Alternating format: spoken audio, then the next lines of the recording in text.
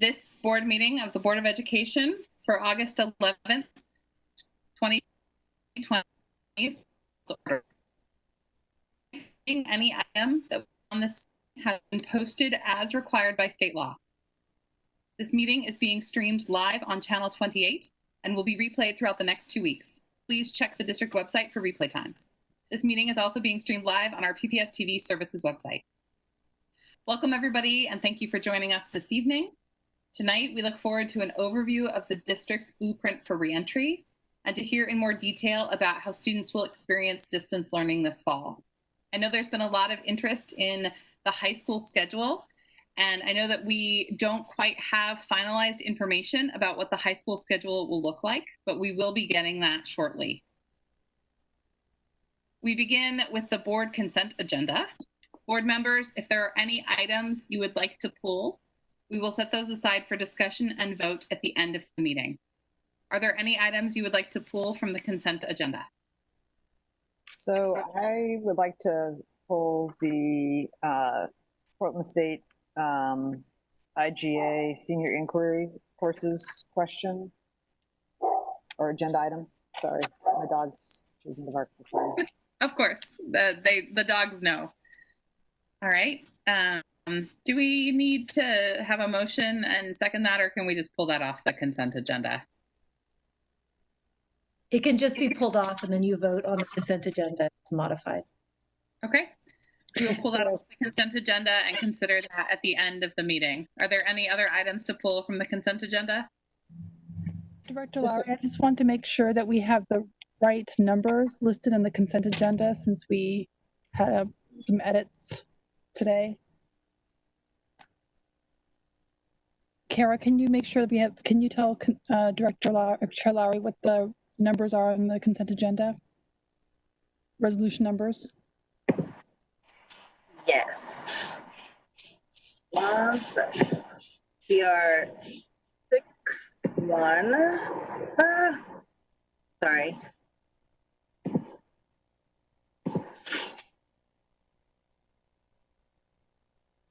6154 through 6161, and the resolution for Portland State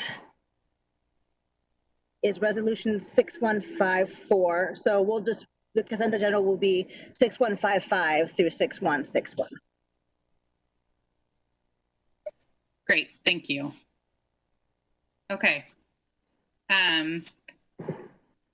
Is there any board, sorry, I've scrolled down my script and I'm lost. Okay, Ms. Bradshaw, are there any other changes to the consent agenda? There was a resolution added about 4 o'clock, which was posted. Okay. Do I have a motion and a second to adopt the consent agenda? Second. All right, so Director Brim Edwards moves and Director Scott seconds. Is there any board discussion on the consent agenda? No, but I will send my question for later this evening to Dr. Playar, so that you know what I'm going to be asking. Great. The board will now vote on resolutions 6155 through 6161 in the consent agenda. All in favor, please indicate by saying yes. Yes. Yes. Yes. All opposed, please indicate by saying no. Are there any abstentions? The consent agenda is approved by a vote of 7-0 with Student Representative Shu voting.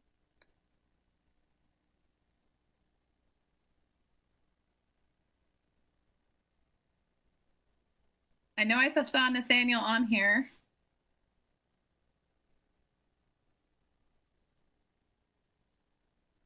Student Representative Shu, how are you voting?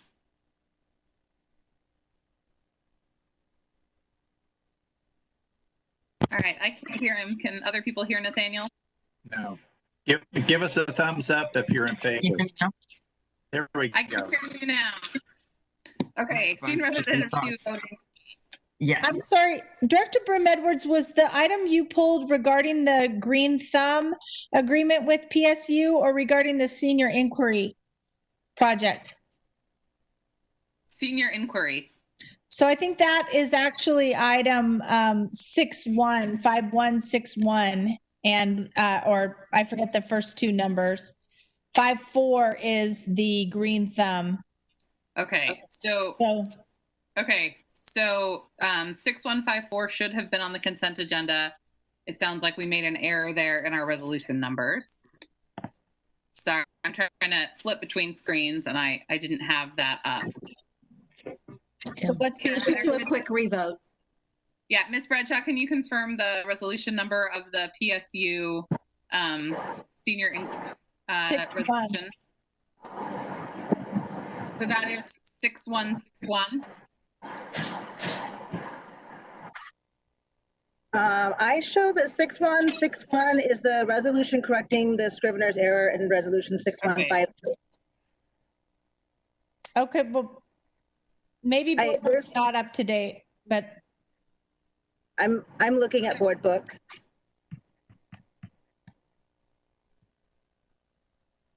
I am as well. It's 6160. It's part of the there you go, expenditure. 6160. Oh, it's part of the contracts. Okay. Okay, so Liz, how do we say that last vote didn't count? We made an error.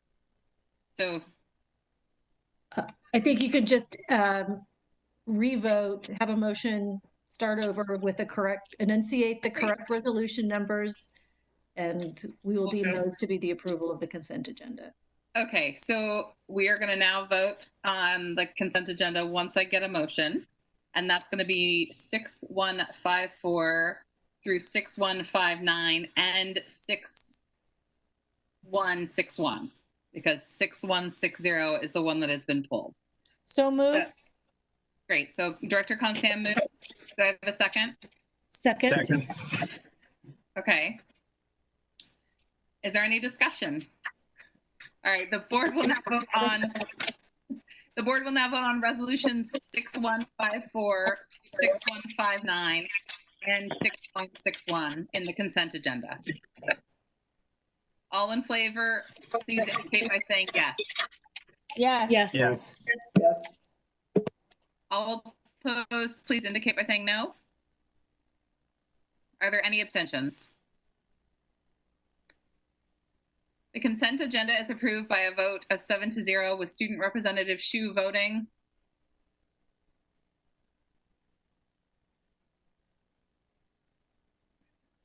All right, we're going to go with yes based on thumbs up.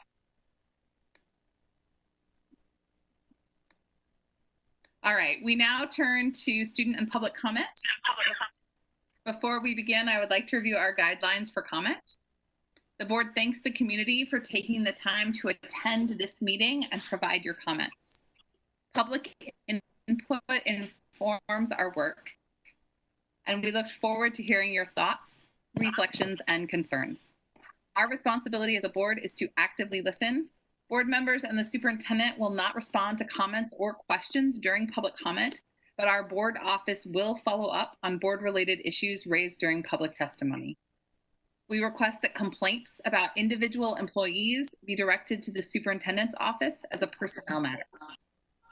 If you have additional materials or you would like to provide to the board or superintendent, we ask that you email them to publiccomment@pps.net. Again, that is publiccomment@pps.net. Please make sure when you begin your comment that you clearly state your name and spell your last name for the record. You will have 3 minutes to speak. You will hear a sound at the 3-minute mark, which means it is time to conclude your comments. Ms. Bradshaw, do we have anyone signed up for student or public comment tonight? Yes. We have Taviandre Thomas. I don't see his name in the list, but I wanted to call him, make sure.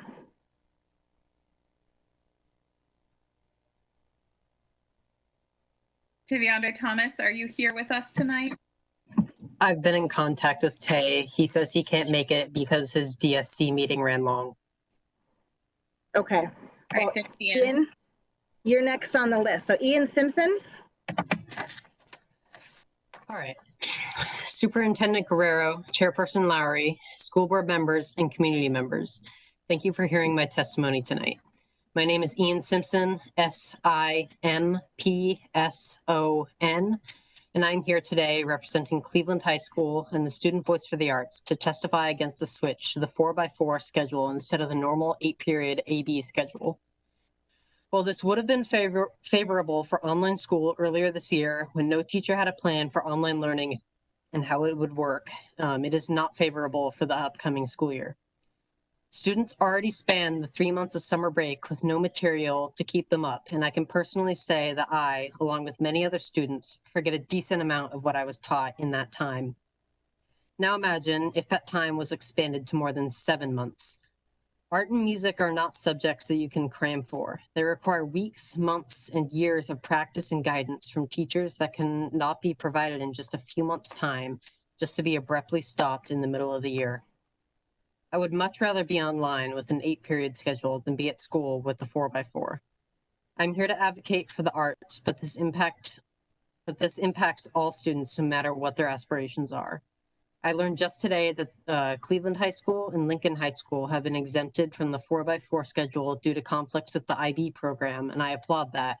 However, there are still many other schools out there who have amazing art programs and whose students would be hurt by the 4x4 schedule. Band at Cleveland would not be the same if it weren't for our constant competition against Grant or Franklin. In the short time that the Student Voice for the Arts has been operating alongside the district's Master Arts Education program, we have made huge advances towards giving all students an equitable opportunity to receive arts education. Let's not intentionally backtrack now that we have accomplished so much. Thank you. Thank you. Ms. Bradshaw, is there further public comment? Yes. Lily Stewart. Dear members of the board and community, my name is Lily Stewart, S-T-E-W-A-R-T, and I'm a rising junior at Grant. I've attended PPS schools since kindergarten. In the past few months, I've found myself frequently worried. In worrying about a looming pandemic, the rights and safety of BIPOC peers, and the state of the world at large, I have also found time to worry at length about the future of my education and the system of education in general. I see this time as an opportunity to rethink what's really important, but also as a chance to vastly expand inequality that has always surrounded our school system. It is with this lens that I ask the district to commit to specifics on what middle and high school will look like. In my house, I know that I will be responsible for helping my younger brother, a rising 6th grader, navigate his transition to middle school as my mom works to independently support our household. With this in mind, families like mine need to know how to plan for the year ahead. High schoolers need a schedule ASAP and an opportunity to revisit the courses we forecasted for last spring. This must include the ability to ask for a lighter course load. For me, that means evaluating whether I can really manage 5 college-level courses from my house and care for my little brother at the same time. For others, it means reworking schedules at jobs they've obtained. For all students, it means having the tools to create rhythm and structure and be better prepared for the year ahead. As the schedule is created, please do not give up on the idea of an 8-course layout. Visual and performing arts, sciences, world language, and math programs all work best when students have the ability to learn consistently rather than trying to cram everything into a small window. These courses give students an opportunity to build deeper relationships with teachers and peers that have already been stretched thin by the pandemic. They give students like me something to look forward to and opportunities to see long-term growth. Condensing classes only provides more chances for struggling students to fall behind. In addition to these requests, please consider transitioning to Zoom instead of Google Meets.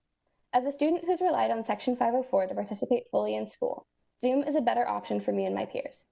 It has been consistently deemed more accessible and less overwhelming, provides more options and flexibility for students and teachers, and has updated security and encryption to protect students and data. The interface means that students can ask questions privately and have a teacher answer them publicly or individually. It gives students and teachers the ability to see anyone in class has elected to turn their video on, rather than watching as each pass of a mouse shifts the positions of my classmates in Google Meets. While online learning cannot replicate in-classroom instruction, it offers new possibilities. To work most effectively, it must include ways for me to build relationships and check in with my teachers about how I'm doing, not only in school, but in the rest of my life. There are many things that will be different about the upcoming school year, but it is imperative that details arrive in a consistent and timely fashion for the sake of all students and families. Thank you. Thank you.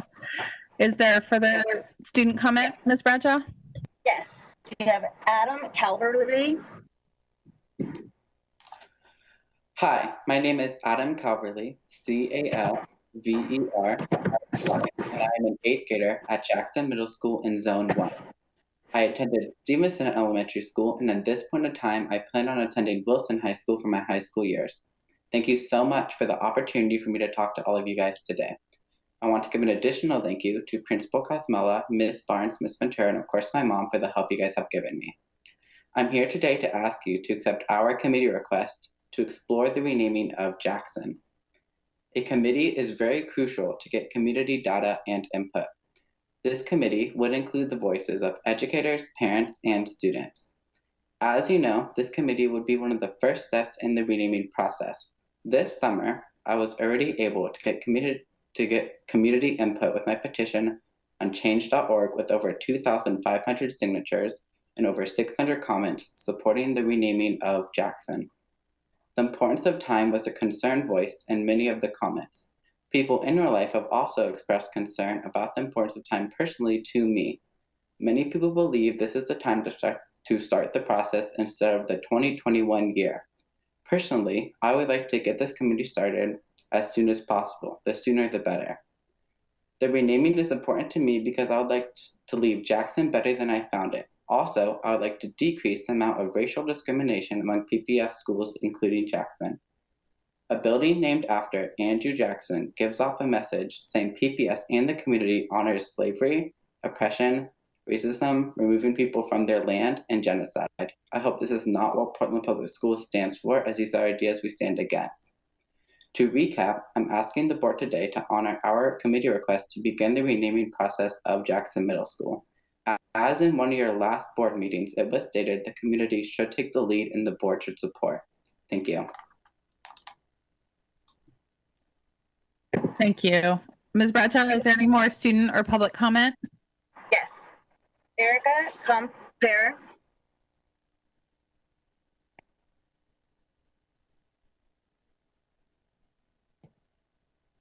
Thank you for adding me to the schedule to speak tonight. My name is Erica Compere, spelled C-O-M-P-E-R-E. I recognize this is a challenging time. Things are moving quickly and we're all improvising to provide the best we can with the information available. Plans A and B are being judged with C and D, juggled around, and me personally, I'm preparing for Plan E, which is whatever Erica can figure out in this time of uncertainty. That said, there is one clear and present concern I have regarding equity in learning. In order to do my best as a parent teacher, I need to know what concrete actions PPS is taking to combat the threat of widening pre-COVID disparities between BIPOC scholars and whites. If we don't have an immediate response on the front end of planning, we risk tipping over into the abyss that separates who gets what and how much. As a passionate lifelong learner, I feel it is my civic duty to declare that now is the time to revolutionize the public school system if we ever hope to thrive as a sustainable society. We are at a point in the story of American education where we either shrug our shoulders and just do the best that we can till we get back to normal, which wasn't great in the first place, or seize the opportunity to open the doors of learning and transform education as we know it. And it can start with just one action. I am a solution-focused kind of person. I don't plan to fail. I'm not here to complain, and I wholeheartedly support honest efforts. In fact, I was pleased to read that you are expanding the ways we support our students for the upcoming school year with trained social workers in trauma-informed care and racial equity and social justice. Expanding partnerships with mental health community agencies to help support our most marginalized students is also a good plan. I am curious to learn more about the ways in which we can creatively support our BIPOC students and families. These intentions cited in the August 7 Fall 2020 update read nicely, but I wonder about the execution. Words are inert without direct action, and right now, we as parents are the first line of defense as guardians for our children's learning. The execution of online learning will ultimately fall on our shoulders. and the trenches are hellish right now. Trusting our own skill as facilitators of learning is too much to ask without in-person support. I have a master's degree from an Ivy League institution and 25 years experience in the field of education, and I struggled to teach my second grader through the last quarter of school. The tradition of disenfranchising communities will continue without extra support, but few of us can afford additional resources to pay tutors or learning pod facilitators that could support equitable education. So here's my question. Will PPS proactively partner with parents by providing funds to hire tutors to facilitate learning pods intentionally designed for BIPOC scholars and learners with special needs? If the answer is no, what is your plan to prevent the widening gap that will inevitably result from inaction? Plan F for yet another failure is not an option. My children matter and deserve to succeed. Thank you. Ms. Bradshaw, is there further public comment? No. Well, I want to thank you again for your comments, and I like Plan E, Ailey with an E, Erica with an E, and I know that we have many people who are anxiously awaiting for us to get to the reentry plans and some more of those details about how specifically PPS is responding. If you have any other follow-up or comments, you can send those to us and follow up with our board manager, Roseanne Powell, if you have something specific that you want to follow up with on your comments.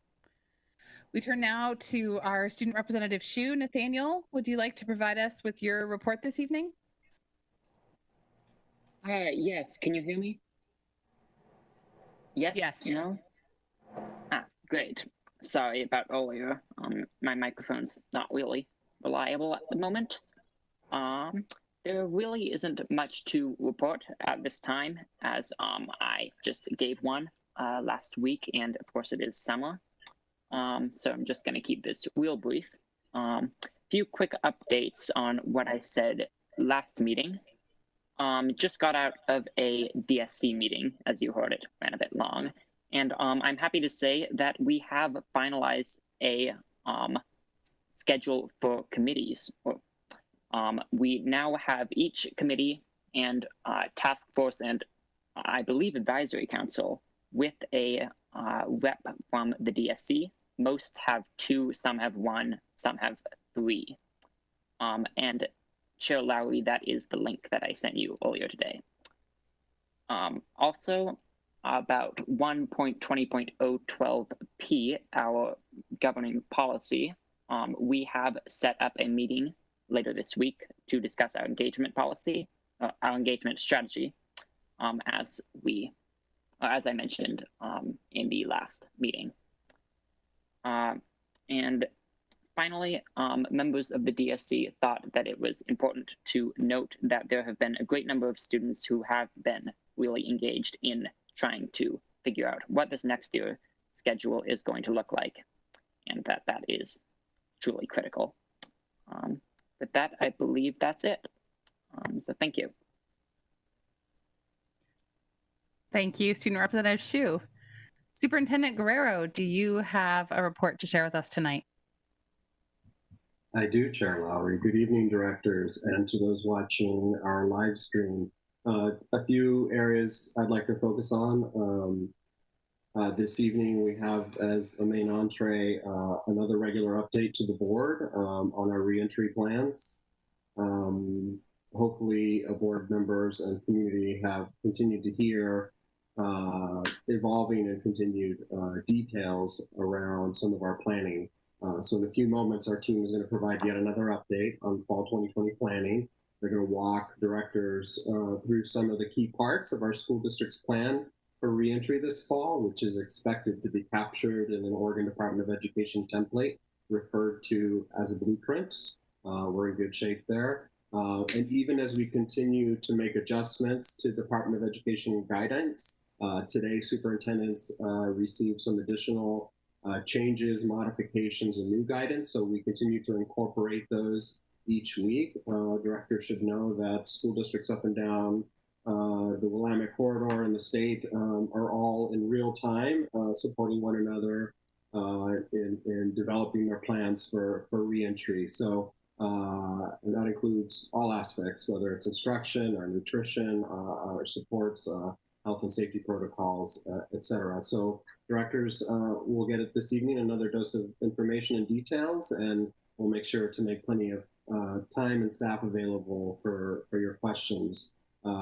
Normally, I want to acknowledge August is always a busy month getting ready for the launch of the school year, and this is not a typical back to school.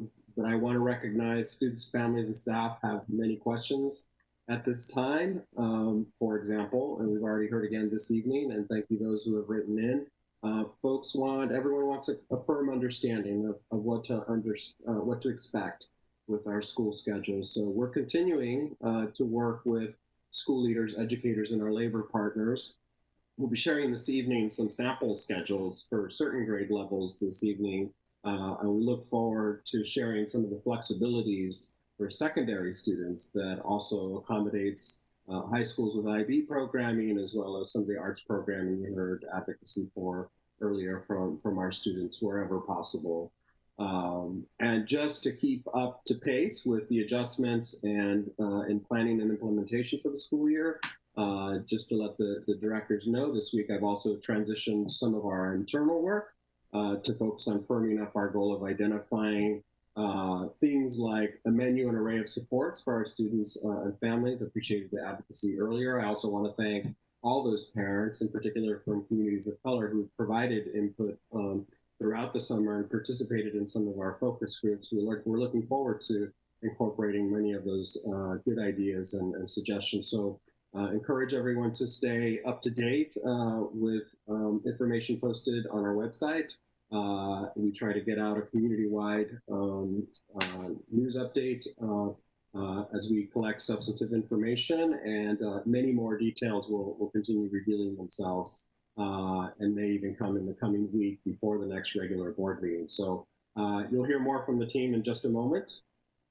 Second thing I wanted to talk about, because in the midst of even this pandemic, the school work calendar moves on, and one of our traditional milestones is to always welcome back our school leaders, our principals and assistant principals. We did have our Leadership Institute, not the typical Leadership Institute that's typically almost a week long, and a really nice culture and professional learning builder for us. This year we went with a virtual abbreviated 2-day version oriented to our school leaders, a theme of which for this 2020 Institute is Together We Will. I had the privilege of welcoming back our school leaders and making a few opening remarks, and these couple days were an important opportunity for our school leaders to come back together, recalibrate, engage in some very targeted and specific professional development and training that will help prepare them for the launch of comprehensive distance learning. All of our sessions, and I want to thank all the staff who provided these sessions, hopefully have helped to provide our administrators with some of the nuts and bolts regarding our learning platforms and some of the digital resources, which we're going to give directors a little bit of a taste and preview of this evening. So I'm truly hoping that the next Leadership Institute will have us all back together again in person, including with our directors, which we always like to have present along with many of our community stakeholders. I also want to give a shout out. Last week was focused on our administrators. This week is focused on our teachers. So we also have over 150 teachers yesterday who were participating in numerous sessions related to our digital resources as well. And we're going to continue to make much of those learnings available asynchronously as well for our teachers. So speaking of school leaders, a number of the participants at the Leadership Institute were there as new PPS school leaders. Some were actually new in their roles, and some not necessarily new to Portland Public Schools, but in fact, 14 of the administrators on this slide and the next have received promotional leadership appointments. Are folks who have been in our school district and continue to grow in their career pathway. So we're really proud of our leadership appointments. Folks may have caught these individually announced just wanted to make sure you see them listed here. And on the next slide, just a few highlights. 5 of these leaders began their education careers at PPS. 4 of these new principals have particular backgrounds in special education, and not to be outdone, 2 of them have a strong background as music educators. So we're always, that's for you, Chair Lowry. We always aim to, and now that's my dog. We always aim to draw the best and the brightest from both inside and outside the community, and a handful of our new leaders are coming from many miles away, including places like Michigan, Georgia, and even the People's Republic of China. And I also want to share a listing of the names of our new assistant and vice principals, also finding themselves in new leadership appointments. We all recognize they play a really critical role in the success of our schools and our students, and we're really pleased to welcome them in their new roles. So all of these leaders are preparing for what will be a beginning of the school year unlike any other, but I have great confidence that they will be up to the task. I think all of them spoke to some extent in our interviews about the aspirational vision and their role in galvanizing their school communities towards that graduate portrait. So I hope you will all join me in congratulating them and stand ready to support them. We look forward to kicking off the school year with our new leaders. So I'm going to pause it there, and that concludes my report for this evening, Chair Lowry and directors. Thank you. Thank you, Superintendent. It is 6:37. Some of us have been in a meeting since 5 tonight, so we are going to take a 3-minute stretch bio break. We'll get back at 6:40 to move on to our reentry plan. So I encourage everyone, even if you don't leave where you are, to stand up. It is good for your brain to move your body a little bit during these long meetings. So let's go with our 3-minute break.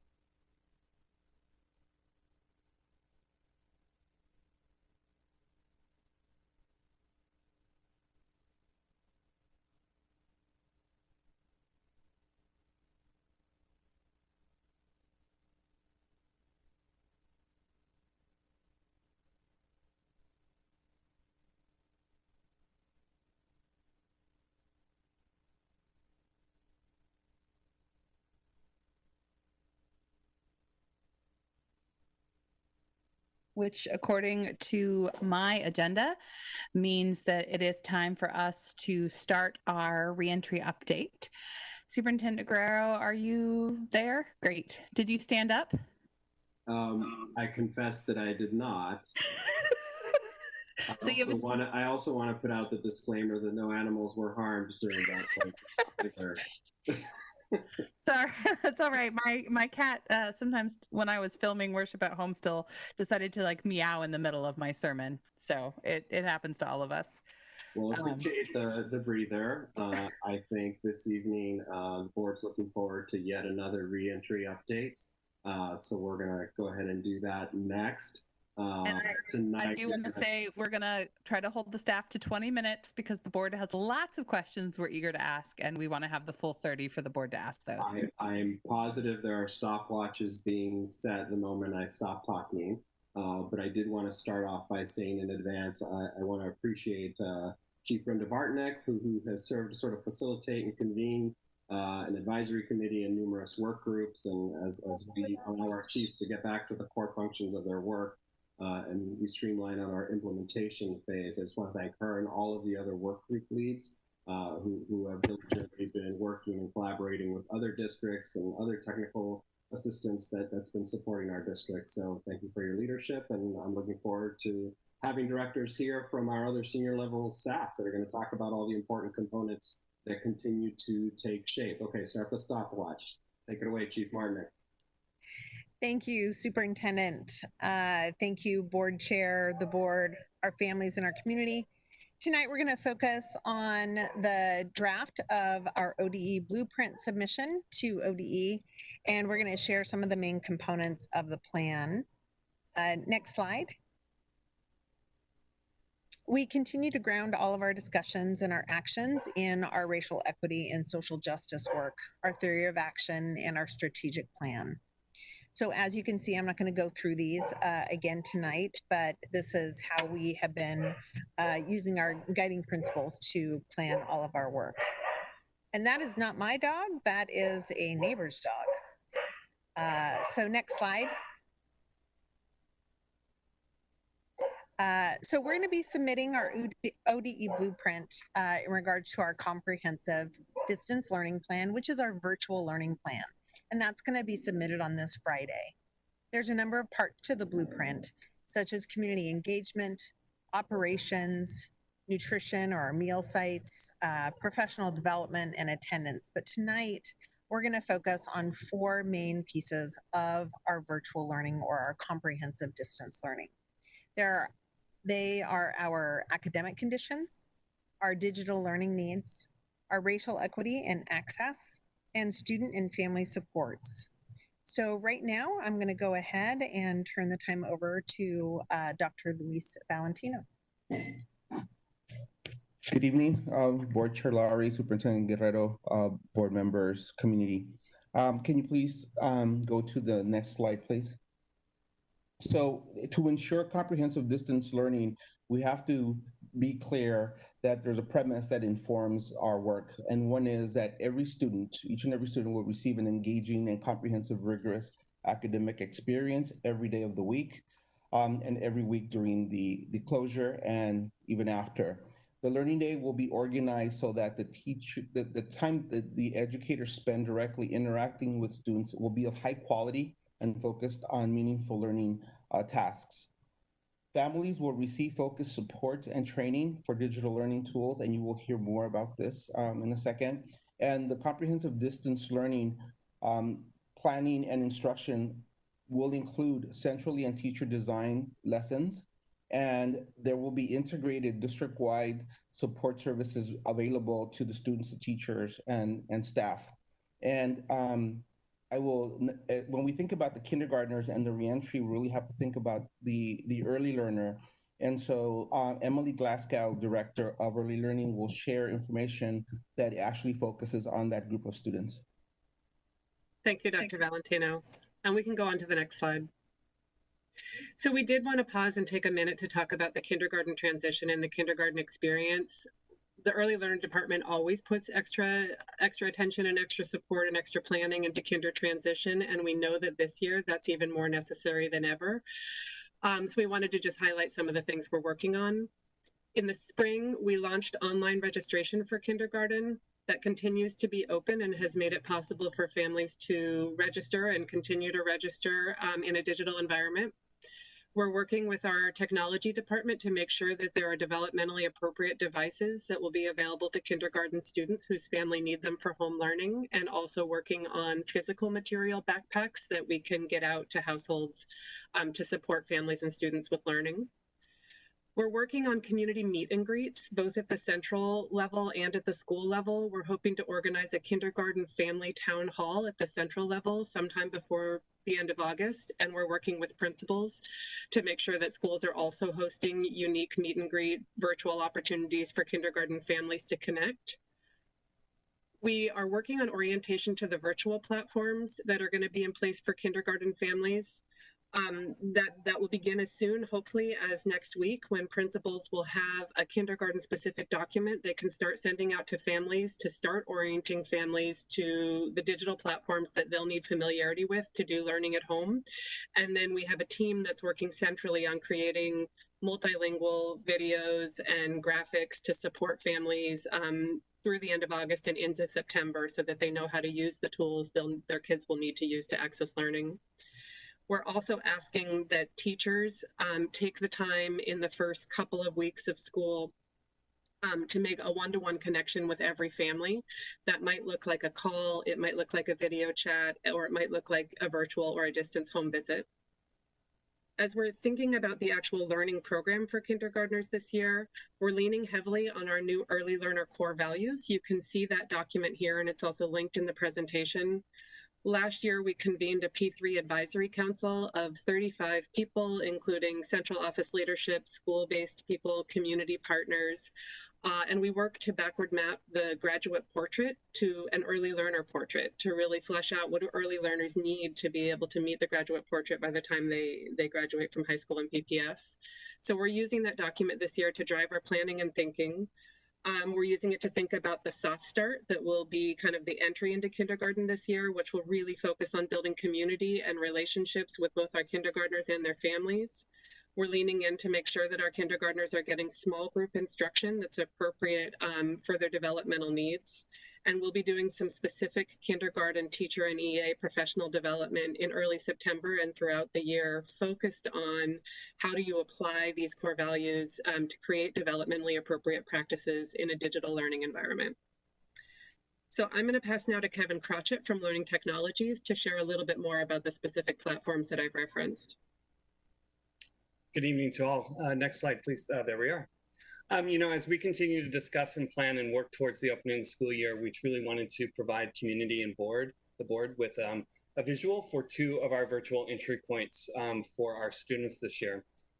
Before I do that, I do want to thank Alexandra Fagan, who is a TechSmart coach and teacher, as well as Chris Bartlow, math computer science at Wilson, as well as Sarita Flores and Doug Mella, who have just spent some time over the weekend wanting to and being willing to share their virtual spaces with us.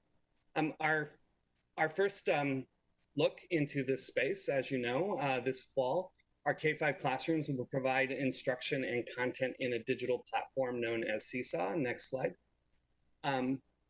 This clip comes to us from Alexandra Fagan, and it's just a short 2.5-minute clip to introduce us a little bit to what Seesaw looks like from both teachers and student standpoints.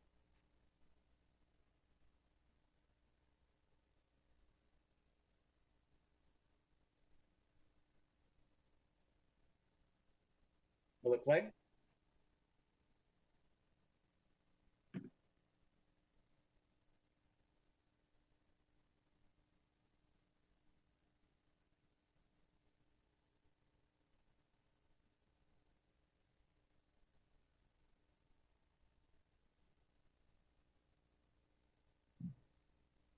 I'm just waiting to know if we have a solution to the technical difficulty, or if the video will play. Roseanne, are you able to get, when I click on it on Board Books, it opens a YouTube link. So I'm not sure if that's the issue you're running into. So I'm not sure if you're hearing, but I'm hearing it wrong. Do you hear the video play? I don't know, Roseanne. So when I hit it, I hear it play. I'm not quite sure why that's not working. Yeah, just Roseanne, I've tried this before. Often YouTube videos won't, you can hear them, but they don't project through the video call.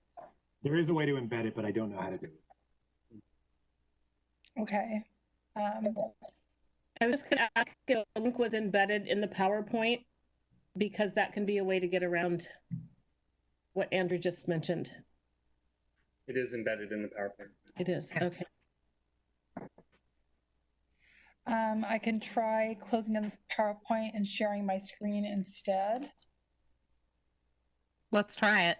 Okay, give me just a moment.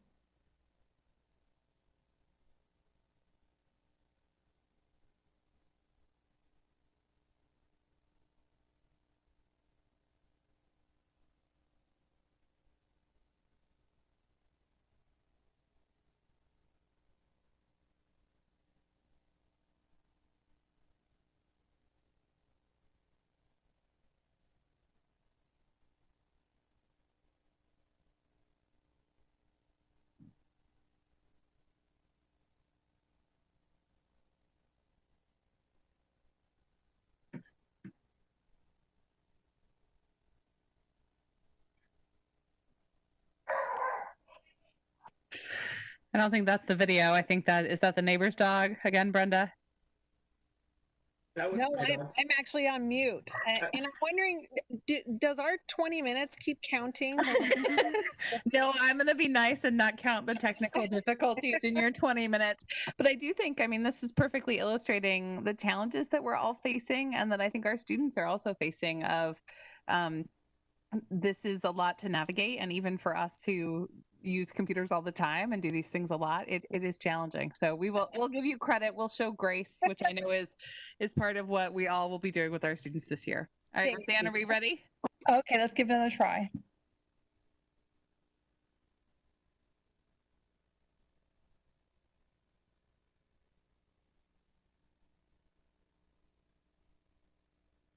You'll need to play.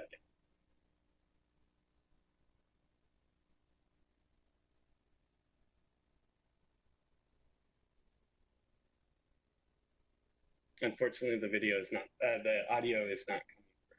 I had to unmute it when I played it on mine, Roseanne. So on the on the bottom left. About how students would be thinking of different animal traits that they would compare themselves to. Can we go ahead and start that over, Roseanne, at the beginning? Yes. We started the lesson with a Google Meet invite that was sent out through Seesaw, or the Students Learning Management System. I shared this slide deck and defined what a simile was. I provided a sentence stem, I am as blank as a blank. And we talked about how students would be thinking of different animal traits that they would compare themselves to. Then we zoomed in on our learning targets. We talked about animal simile examples so that the students could start to get some ideas for their own simile. This was an opportunity for guided practice with teacher support, as well as class brainstorming so that kids could learn from each other and get ideas from each other. And I told the students that they would be creating their animal simile in Seesaw, and that would be the asynchronous part of the learning. When students logged into Seesaw later in the day, they saw the activity at the top of their feed. I embedded a video to model use of each of the tech tools the students were expected to use in this activity. I modeled how to take a picture with the camera, how to use the drawing tools to draw my animal, and then finally how to record my simile using the microphone. And they would click on add response, as you see in the directions, in order to finish their simile. Students submitted their similes, and when they first submit a post, only the teacher and that student can view it. Once the teacher approves the post, it can be viewed by the family. But since this was a collaborative learning experience, we talked about how we wanted to share our similes with everyone in the class and also to get feedback from teachers and peers. So as I scroll down, you'll see I changed the viewing to everyone. And here is a little guy who took his picture outside, and here's his simile. I'm as quick as a cheetah. So this guy is quick as a cheetah, and he received some feedback from me, and you can see many people have viewed his post. Thank you. Next slide. Our second clip, also about 2.5 minutes, takes us from kindergarten to high school with Chris Bartlow's classroom in Canvas. Canvas is the platform that will be used in our 6th through 12th grades. Howdy, folks. My name is Chris Bartlow, and I teach computer science over at Wilson High School. And I'm here to talk a little bit about Canvas. So this video, I'm going to talk about my Canvas course and how it's set up for students last spring when we switched over to COVID. This right here is the student view. So when the students click on computer science, in this case 6, they are loaded up to this page, and this is how I organize and show it to everyone. Right here, I put my main announcements. So I always have a module at the top that's sort of like the first thing you see so that you don't miss anything. I organize it into weeks. You'll notice that the dates don't correspond exactly when we started because I tried out some different methods. So it turned out that a weekly schedule worked out a lot better for the students, so they could lay out their week. And so you give them everything right at the beginning of the week, and then they sort of divvied it out. So this one is a embedded page here. So they click on this, and you can see that there's a page that has the content that I want them to go through. So I've linked to a couple of videos that I want them to watch here. And so these are 3 videos relating to the Enigma machine and Alan Turing. And so that's kind of the one content that I want. And then I give them, here is an assignment. You can tell it's an assignment because it has this little paper and pencil on it. I didn't assign things at points. I was just marking them completed or not. And so here, you can see here that this is just a, did you do it? I didn't use the rubric on it because this was our first one. I just wanted them to do it. I gave them a few points that I wanted on the topic so they could see exactly what they wanted. And then they click on the submit assignment button, which gives them a text entry box. And then they can submit it, and then it shows up in my grading, where then I can have a dialogue with them through the chat on the side. You can see I also added some messages and things like that. So these are links to, it was really important for me to do all of the content asynchronously. It's so essential for the kids to have the content be available asynchronously. They cannot access this material live very often. Most of the kids have very disrupted schedules, poor internet connections, things like that. And so being able to see a video from me or see the content written down was pretty essential for them. Then we have a couple, it was a multi-week assignment. So here we did some skill building activities, learning about interactive fiction, and then we had the final weeks be about building that and turning in like an actual prototype of interaction fiction piece. So thank you. Thank you so much for getting the videos working and honoring the teachers as well. I just note that the links there to the full videos, which are 5 to 10 minutes long from both teachers, are available for your post session review.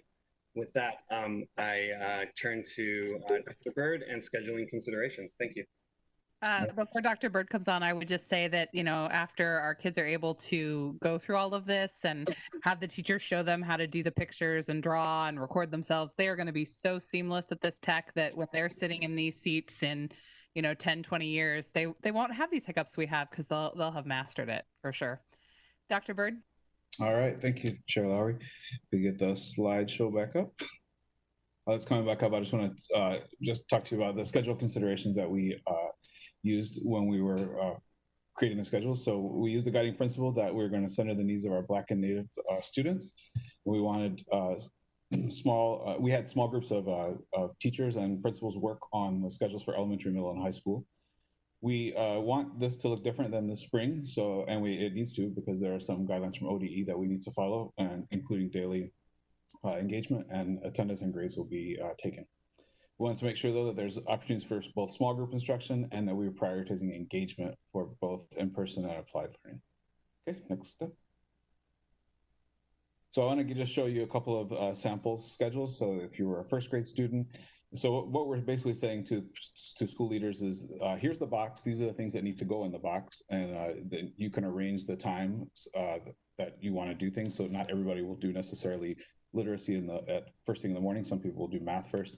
So we just are providing the framework for it, and then certain elements need to be there. So in this first grade student, they'll have some time in the morning at all levels, elementary, middle, and high school, to go to nutrition hubs to get their food, their breakfast and lunch, so that they'll have uninterrupted time during the day to learn.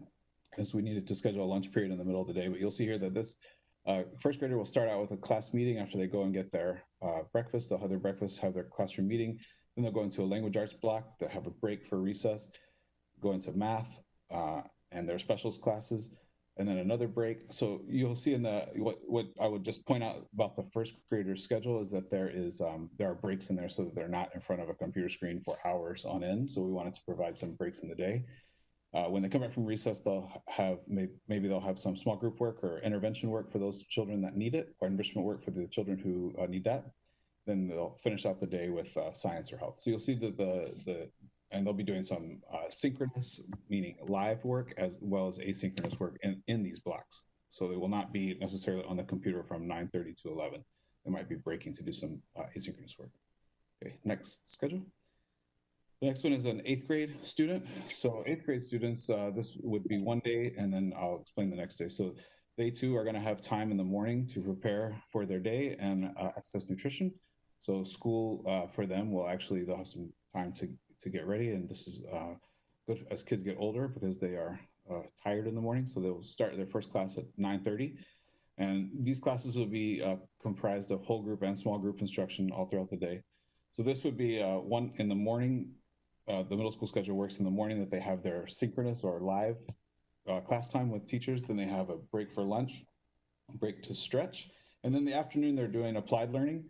So they're applying what they learned in the morning. There are also opportunities for teachers to check in with them in the afternoon. And there's an advisory, which is a very important component of middle school, or other small group opportunities. And there's also time built in these schedules when students are doing their applied learning for teachers to evaluate and give feedback, do planning. So we built in additional time for planning for teachers in these schedules. So this would be a Monday for an 8th grade student. The Tuesday would be periods 4, 5, and 6 on the opposite day. So they'll see all their classes in the morning hours. Okay, and then the schedule that we are finalizing right now is the high school schedule. I know there are lots of questions about that, which I'm happy to address at the questioning part of the presentation. But I do want you to know that we are very close to finalizing that, and we'll have that done this week, and we'll have communication out. And I'll turn it over to Danny Ledesma to talk about racial equity and social justice. Hi, everyone. I wanted to let you know, give you a little bit more information. Like 2 weeks ago, the superintendent and I provided a memo, just a short memo, about this redesign work. And so what we thought we could do today is talk a little bit more in depth about the specific strategies that we hope to employ, tell you more about our partners, and then talk about how we're working with them to do some aligned and collaborative planning going into reentry. So in our theory of action, we talk a lot about the sort of racial equity, social justice strategies, right? It is these strategies that are combined with the work around the instructional core. And so we wanted to be really clear that when we're talking about those strategies, we're talking about these 5 strategies. And so we will be partnering with culturally specific organizations to engage in this really important research-backed strategies that have been proven to be effective specifically with students of color to really help catalyze and boost student achievement. So the first strategy is culturally specific family engagement. We've worked to align this so that it's really focused in on making sure that our families are connected and supported at an early age, so as early as possible in terms of pre-K to K-5. And our research shows that like when we're building dual capacity, both at the system level and within families, that students do much better when their parents are not only sort of aware of what's going on in their students' lives, but really are empowered to be advocates and have some agency in their students' learning. So our partners for culturally specific family engagement include organizations like Black Parent Initiative, Immigrant and Refugee Community Organization, IRCO, Latino Network, sort of deploying the Juntos Aprendemos program, Self Enhancement Inc. or SEI, Horizons Counseling, Kairos PDX, and Native American Youth and Family Center. Our second strategy is wraparound services. And this is really, it is what it says it is, but I want to be really clear that when we're talking about wraparound services, we're talking about a specific model that at a bare minimum includes academic supports. And the wraparound is what are, in addition to academic supports, what are the other suite of service needs and or referrals to ensure that not only the student is doing well, but their family is supported. And these services are really focused in at the high school level so that we're helping students get across the stage for graduation and into the career and college of their choice. And our partners for wraparound services include IRCO, Latino Network in Early Escalera, as well as Colegio de Padres, Open School, the Step Up program, Portland Opportunities Industrialization Center, or POIC, SEI, and NEA Family Center. And then our last three strategies are really focused in on providing direct services to middle school students in three key areas as you think about like the adolescent and the pre-adolescent student, who's really important that we're supporting their development in terms of a positive cultural identification, as well as developing that agency so that they're taking charge of their learning, actively engaged in their learning, and setting them up for high school success. And so we're engaging in mentoring and leadership development, extended learning and enrichment, and positive cultural identity development programming. And our partners include the Center for Intercultural Organizing, the Coalition of Black Men, IRCO, Latino Network, Michael Grice and the Ambassadors Program, POIC, REAP Incorporated, the IM Academy, Horizons Counseling, Chess for Success, Urban League, Black Parent Initiative, NEA Family Center, IRCO. We really have a robust set of culturally specific partners. And the reason why I want to just key in on culturally specific partners and why we think that's really important is when we talk about culturally specific partners, these are organizations that not only have culturally responsive or targeted programming aimed at a specific population, they have expertise, they have experience, same lived and shared lived experiences are students of color, but they have a deeper level of accountability to the communities that they serve. So their board, their staff, their leadership teams are all reflective of those communities, and they have what I like to call grocery store accountability. So when they're in the grocery store, they see the families and the students that they're serving, and they're held accountable because they're in community with folks, and there is that structure. So overall, we're partnering with 16 culturally specific partners. We're prioritizing services in our CSI, TSI, and title schools. And we're in the process of finalizing our contracts. You'll see those coming up over the next couple of board meetings as we move into the school year. At the same time, we're also meeting with our partners in three sort of key groups where we're looking at ways that we can really collaborate across all of the departments at Portland Public Schools to make sure that our reentry plans are successful and that we have some alignment not only in services, but we're thinking about how we can continue to collaborate. So last Friday from 4 to 5 p.m. on a Friday, we had just amazing folks from PPS who met with our high school providers to identify places where we can collaborate.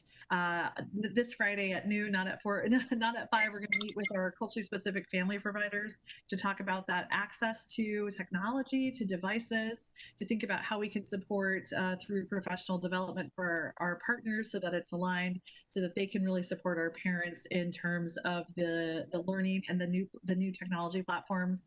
And then we'll be meeting with our middle school providers to really sort of key into how they can leverage a lot of the work that you're going to hear James talk about next around really solidifying those connections between school and community, students and families and their school sites.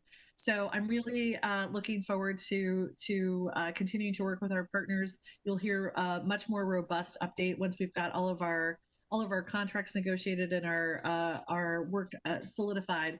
But we are in a lot of alignment, and it's been really thrilling to see how all of the different departments are coming together at PPS to really make sure that we're not just talking about the partnerships, which is a very key, but we're really keying into those key strategies that are going to support our instructional core so that our students are succeeding in the fall. So I'm going to turn it over to our Senior Director, James Loveland, who's going to talk about some of our internal supports that we have at PPS. And James, this is Chair Lowry, and we want to hear what you have to say. And I know it's vitally important, but I would also say that you guys are already at half an hour of your 20-minute presentation. And I know that that included technical difficulties. So just want to ask you to be as succinct as possible with all the details we need, if that's not too big of an ask. Absolutely, Chair. I will try to be succinct. Good evening, everyone. So glad to be here to speak a little bit about plans for mental health and wellness supports as we move towards reopening in September. I think I'd like to start with what I think is the most substantial way that we will be able to provide enhanced supports to our students.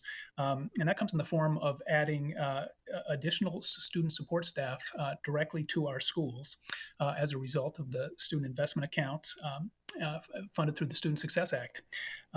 Thank you to continued support from Superintendent Guerrero, his cabinet, and the school board in prioritizing building-based supports. We are in the fortunate position to be able to add 55 new FTE in the form of social workers, counselors, and qualified mental health professionals to our buildings, to the extent that every PPS school will receive additional support.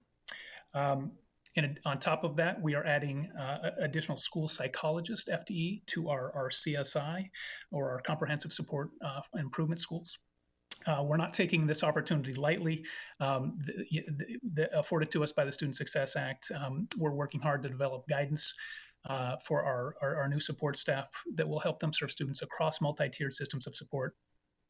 I just want to talk, I'll try to be brief here, but just wanted to give a picture of how it might look for a student, a PPS student returning to distance learning in the fall, with the addition of this new support staff. At Tier 1, that looks like coordination with our teachers in reestablishing relationship, building connections, and delivery of social emotional learning content throughout the soft start and into the fall. At Tier 2, that may involve participation in student intervention teams with the task of identifying students at risk or students who may not be responding to this learning and connecting them with intervention. That also looks like delivery of small group supports, sometimes in collaboration with community partners that Danny described in detail. We know often that, especially for students of color, our community partners have relationship and trust that results in much more successful and enhanced support.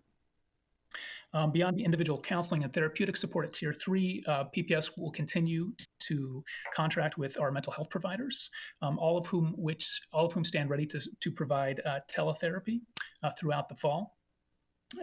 We are working to expand and fund expanded partnership with culturally specific mental health providers, which we're thrilled about. We've also expanded our crisis recovery capacity to include community partners, particularly around our response to acts of discrimination and hate in our buildings. Lastly, as we prepare to implement Senate Bill 52, Addie's Act, a new policy will be presented to the board this fall that includes building on pre-existing work around suicide prevention that really targets district-wide training for all PPS educators. That includes foundational information around identifying warning signs, connecting students to support, and really working to amplify student strengths and identities, not just pathologizing. With that, I turn it back to Chief Martinek.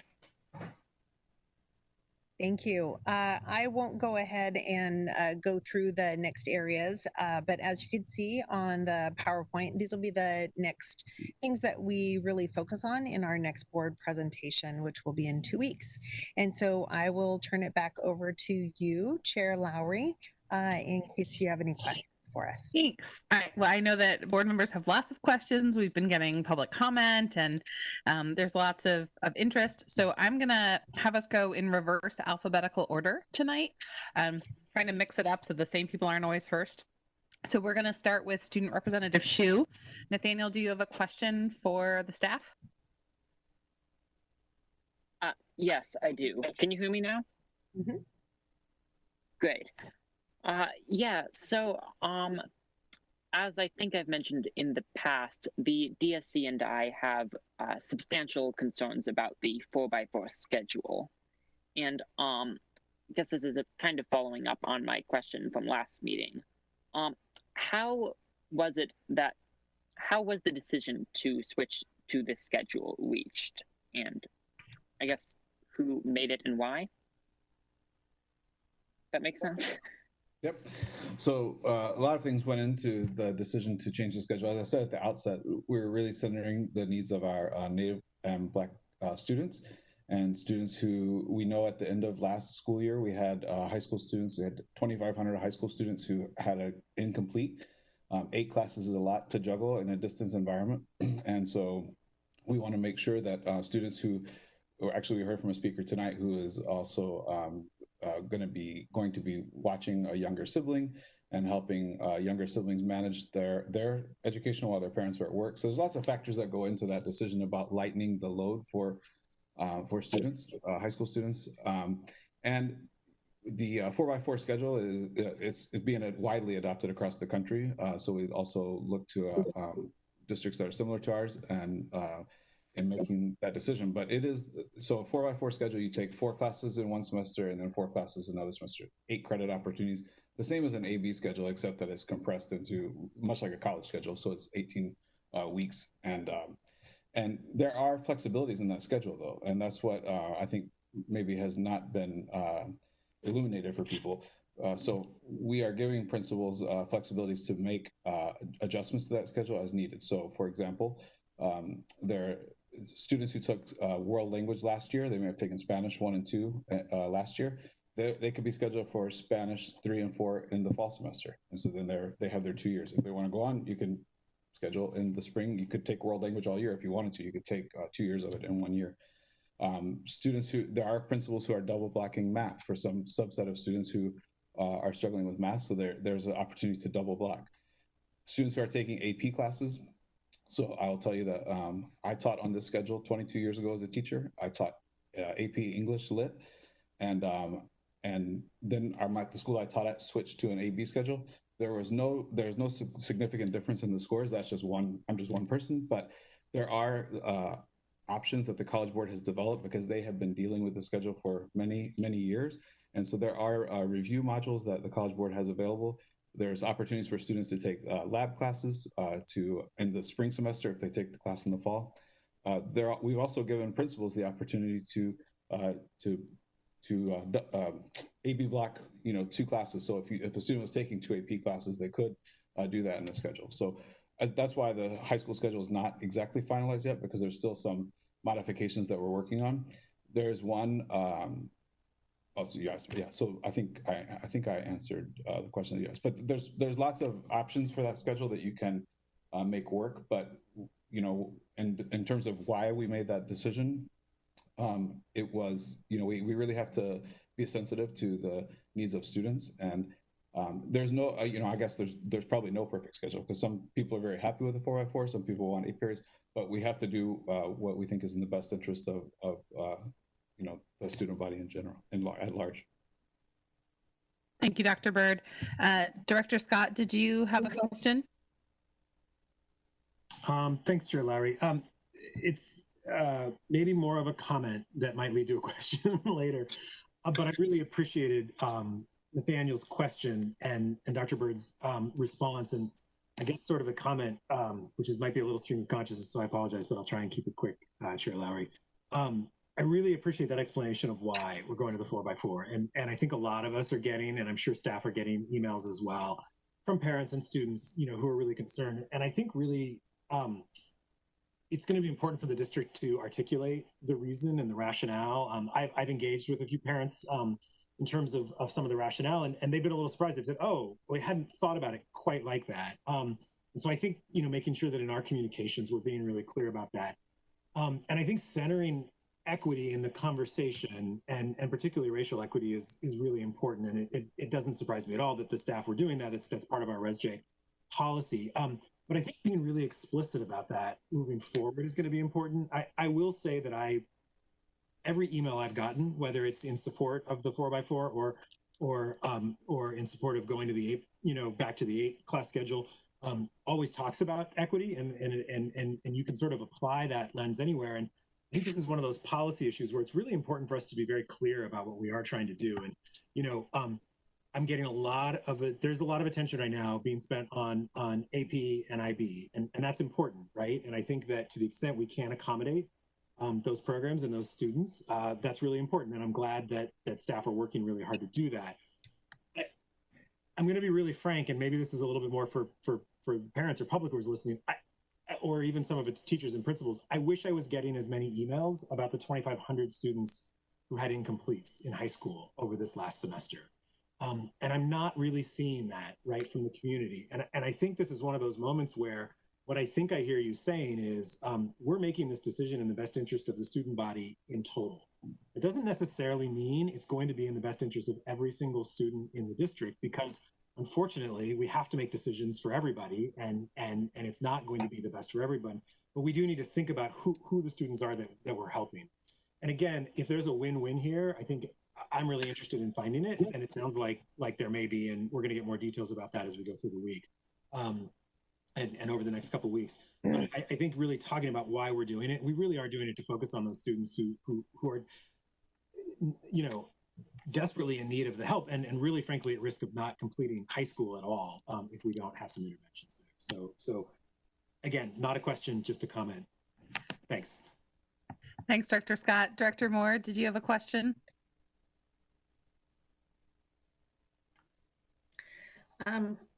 Yes.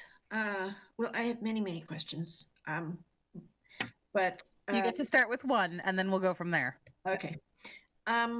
So I want to just echo what Ms. Compere was saying during the public comment.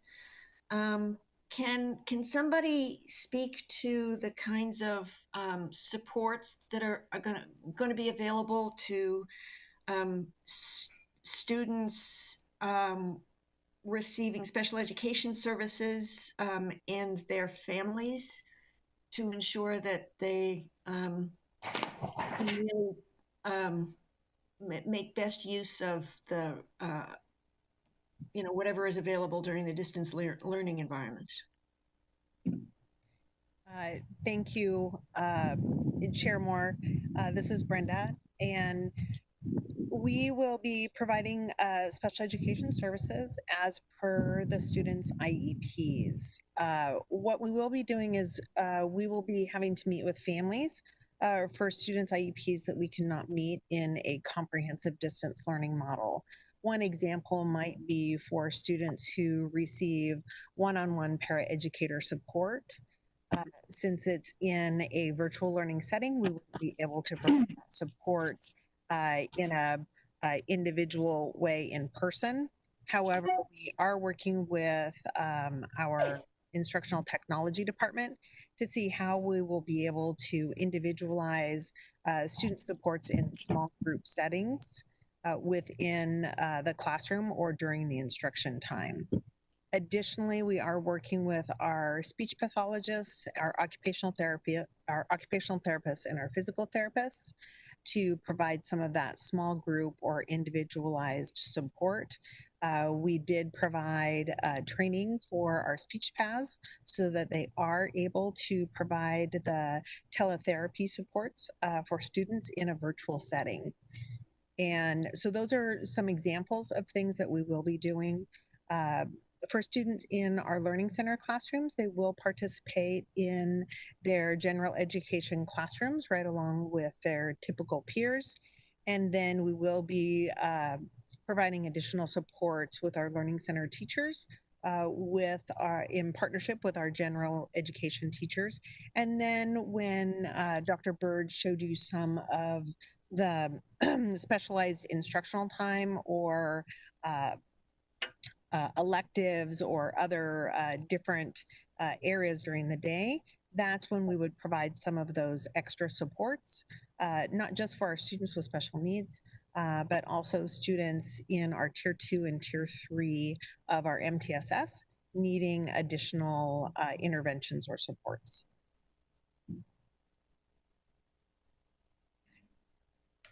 All right, my question, I'm next in the alphabetical order, is I know that the governor has said that we want to prioritize K-3 and special education students as we look at reopening, and reentry, and I'm wondering if there's any thought about November and before then, bringing back any cohorts of students to provide extra supports in buildings, in person, outdoors, however we figure it out.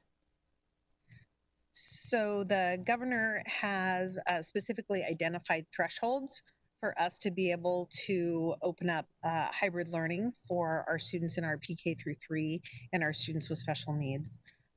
And so we're still not meeting those. So we will continue to follow the health and safety guidelines from the governor, and then we would apply those metrics and then look to see how we can open up schools through a hybrid model within ODE's parameters. And so what we would do is look at that pre-K to 3 model and special ed, which actually is the hybrid model scenario that we had started planning around actually about 8 or 9 weeks ago before the infection rates got higher and higher. So it is something that we've actually already started planning for. We've done the building capacity maps already. So we have a list of that. Our special ed classrooms have already designed what that would look like in a hybrid model.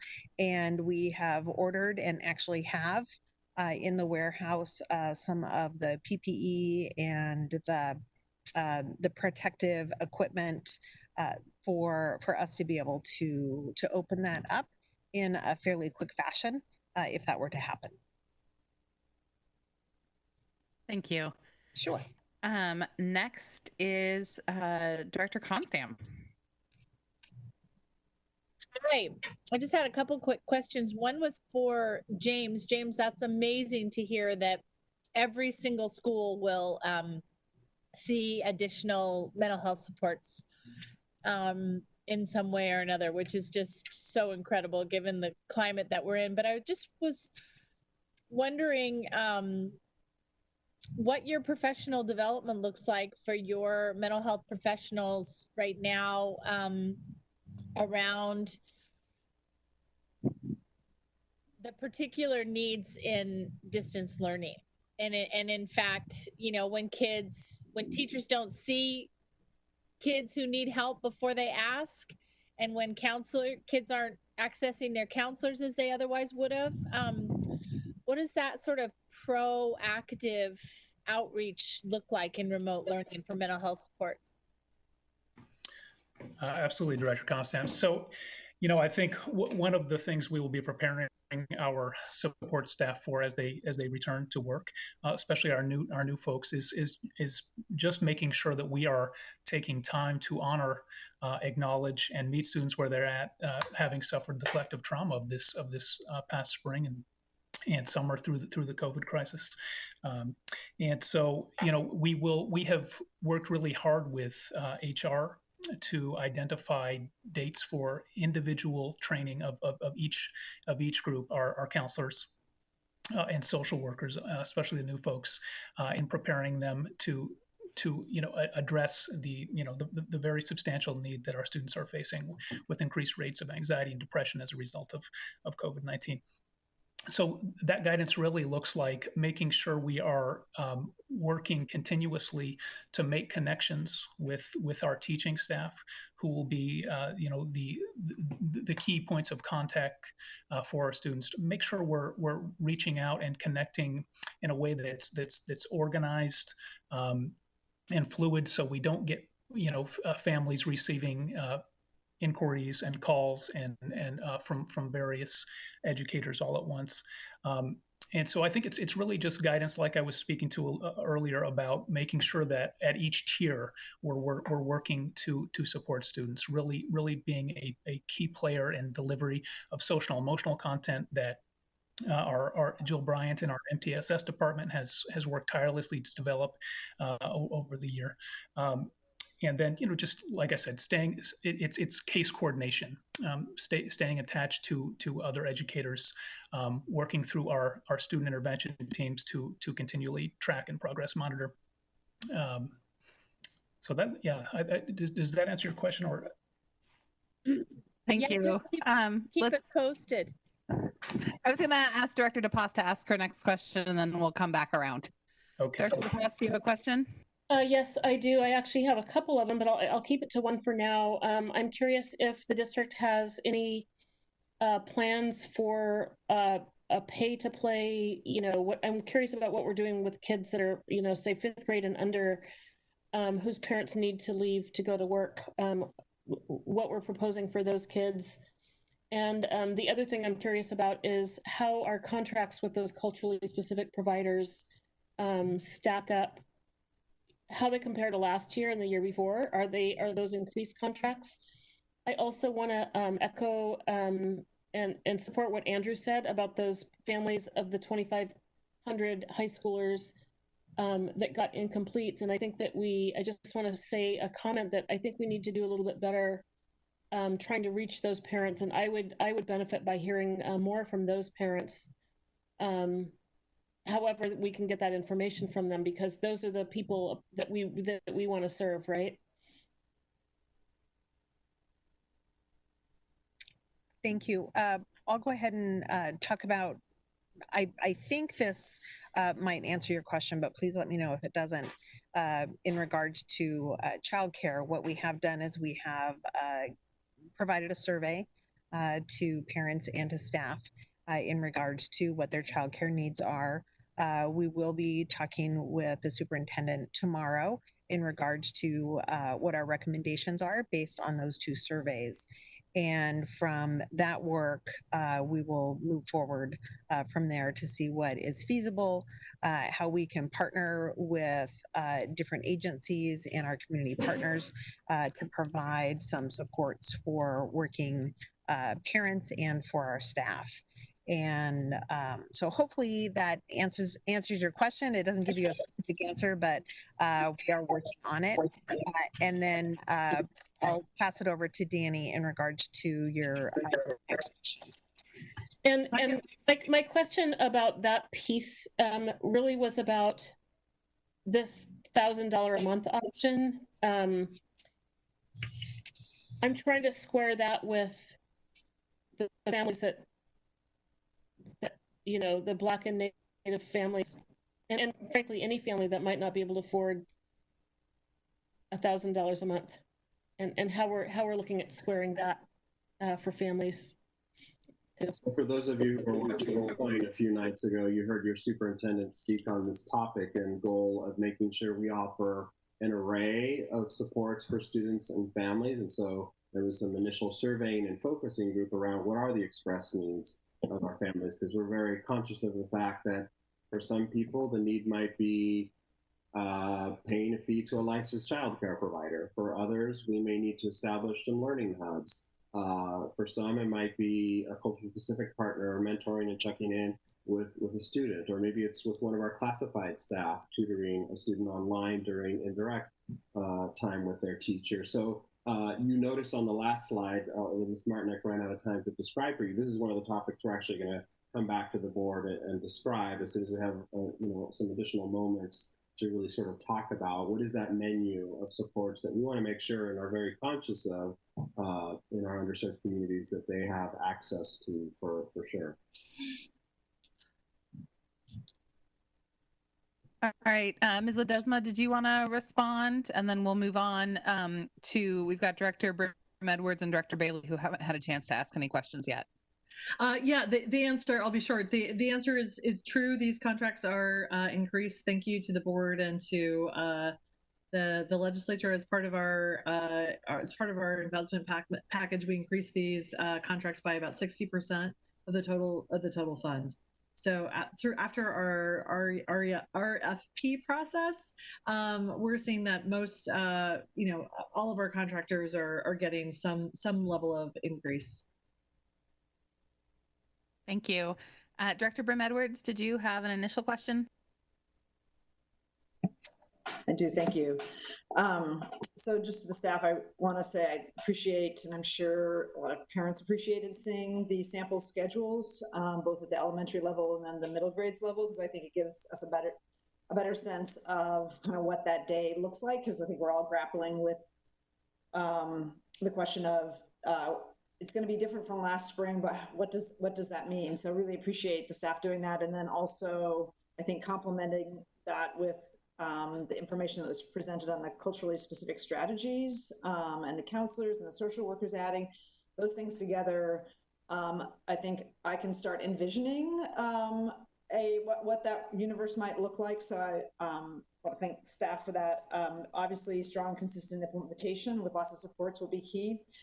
And so my question really revolves around supports, and I think it sort of complements some of the other questions that have already been asked. But one of the things I know as a parent, when my kids were struggling with an assignment or learning to read, that as somebody who's not an educator, there was the how do you best support your student? And I know this fall, because I heard about it this spring, there's going to be lots of parents in that same position, and there's going to be a variety of reasons why they may or may not be able to help their students, and it won't be any deficiency on the parents' part because they're not educators. So the question that I had, and it sounds like maybe this is going to be teased out in the future, but have we considered sort of the idea of paid tutors? It sounds like our learning hub is the same thing as the micro schools, and would we provide some sort of additional educator support for those sort of micropods or the places where parents are looking for how they can better help their students or support their students, or to Director DePass's question about parents who are essential workers and aren't going to be able to be home. So I'm just interested, like, how we're thinking very specifically about supporting parents, supporting their kids, knowing there's going to be a huge variety of needs. And I guess the last piece is also, have we considered like open sourcing all the curriculum so that people have the ability to grab that, so we have like the whole village helping out with this sort of, I think, monumental challenge. I guess I'll start with the question for the superintendent, and you can go from there or pass it off to somebody else. Well, so I'll repeat what I said in my last response. That's exactly the kind of package of menu of supports and options we want to make available for our families. So we've launched, we've done a little bit of reconfiguring internally. I'm going to invite Jonathan Garcia to talk about some of those ideas that we did here that we do want to make available to our families. It's the right question. It might be a week early in being able to offer you a concrete response quite on it, but we are aware of sort of those questions and some of those desired explorations that families want us to be able to make. Jonathan? Thank you, Superintendent Guerrero. Jonathan Garcia, Chief Engagement Officer. So as part of our efforts this summer, we have been working and partnering with with our culturally specific providers to bring together parents in small focus groups. And in some of those focus groups, our parents have generated really interesting ideas that we're currently pursuing and looking at as viable options. So, Director Byrne-Edwards, to your point about tutoring and those types of supports, we're looking at a variety of means right now. With Danny Ledesma, we're going to be meeting with the county to look at the way in which the SUN system can really, augment and support the work that our educators are providing. So we're in conversations around that, and then really thinking about how we might enlist college age students to mentor, or not mentor, I apologize, to tutor, provide academic tutor and support to some of our students. And we're also exploring the idea of physical locations for families who need that extra support or that extra hand-holding to navigate, the complexities of this work. So they have the support. So I guess what I'm trying to allude to is that we have a number of ideas that we are looking to that we're exploring, and we're aggressively working to talk to our community partners to ensure that that we're not overlapping in services, but we're really augmenting and supporting one another as we're supporting our students. Thank you. Director Bailey, do you have a question? Yes, like everybody else, I have a number of questions, but here's my top of mind. One, I want to thank Director Scott for emphasizing that the 4-period high school day came about due to our focus on equity and our highest priority for those students.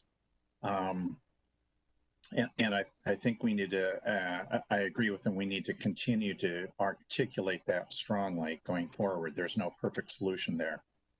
And I have a question about the middle school schedule. Are we expecting middle school and middle grade students to do 6 periods or 6 classes or 7 classes? Wouldn't that same principle in terms of high school students apply at the middle grades as well? That's my question. Yeah, so thank you for that question. So they are, middle school students are on, pure middle school students are on a 6-period schedule, but there are electives built in. So they're not 6 academic, like with homework every night and those kind of things. So they're also on a shorter time block. So their classes are 45 minutes instead of where high school classes meet 75 minutes in this model. So they will, and they're not credit bearing classes. So we needed to get the 4 core classes, which language arts, math, social studies, science, and we didn't want to not provide any elective choices for middle grades students. And we would pretty much have taken their electives away if we didn't offer them their the schedule that they have now. All right, that's been almost half an hour, and half an hour is about enough time for us to each get through one question, which to me does not feel very satisfactory. I know that we all have lots more questions. So let's run through the list again and see if we can do that quickly instead of half an hour. So student Representative Hsu, did you have another question? Yeah, can you come back to me in a minute? I need to get some things set up. Yeah. So Andrew, did you have anything else? It sounded like you kind of made your statement and are good. Yep, I'll pass this around. Thanks. Okay. Next is Rita. Did you have another question? I did. And I don't know who would be able to answer this. So how will we be assessing student engagement? Not just attendance, but engagement. And will we be doing it in a way that will permit course corrections if necessary? Dr. Brown, do you want to offer a response? Yes. So one of the things that we're, well, good evening, Director Moore. Pleasure to be able to speak with you. Engagement is one of the things that we're very much interested in at this point in time.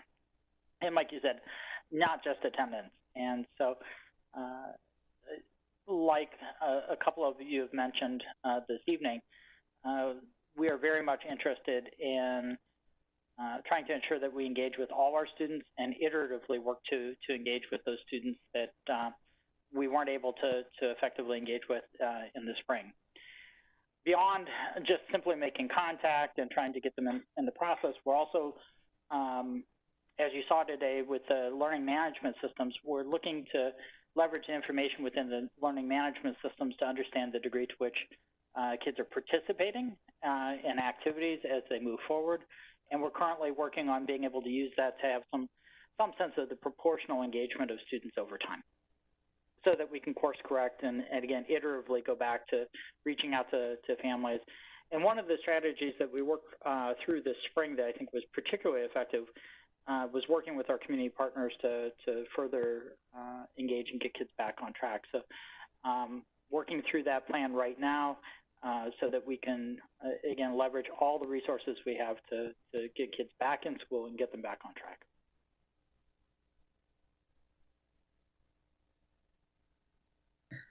All right, I am next after Director Moore, and my question is about music. And I know that, you know, a lot of, I've been hearing from music advocates about the 4x4 schedule, but I also, for me, it's this whole question about, is music even going to be safe, right? If our students can be able to play their clarinet or their trumpet in a classroom full of others, given what we know about airborne particles spreading the virus and higher risk activities, students not being able to be masked. So just wanted to ask, what is the thinking around that? And I'm sort of wondering if the 4x4 schedule isn't better for music, so students can take music when they are remote, and it's safe to play their instrument, rather than in person when they'd be sitting in the classroom without being able to sing or being able to play their instrument. So could someone talk to me about music? So that was a consideration. Of course, the fine arts are critical to a student's well-rounded education, and we think they're very important. But there are, you know, we have seen the story of the choir person that they were singing together, and then multiple infections happen. And we know that just this distancing that you need to have for choir and is problematic in a school setting when we do come back in a hybrid manner, and it is possible still to take those courses on a 4x4. There's nothing that precludes them. And when you see the schedule that we are making up for high school particularly, there's nothing that precludes them from working like on, there are times built in the schedule for sort of flex time. So there's nothing that precludes them from taking, working with their teachers at times when they're not necessarily enrolled in the class. And that's a consideration that we have talked about for music teachers, and particularly music and choral and band class. Thank you. All right, I've lost my list. Next up is Director Constam. Just a quick follow-up again, Dr. Bird, on the schedule. So if it sounds like you are looking at making some accommodations for some of our schools, particularly IB, would that mean a hybrid schedule so that they would have, you know, 2 or 3 of their subjects condensed and then one IB class through the whole year? Or would it be just going to an 8-period schedule for all of them? Yeah, thank you for that question. We've looked at a lot of different options for IB, and we talked to the head of North American IB schools last week, and because of the number of students that take IB classes, which is a good problem to have, the number of students that are going for the full diploma, it does present unique challenges. The IB is unlike AP in one major way. It's really a 2-year program that you have to think about. So students start the journey for a IB diploma. Well, they actually start in their freshman year, but they really, the junior and senior year are 2 critical years. There are requirements for minutes for those classes. There are extended assignments that they do.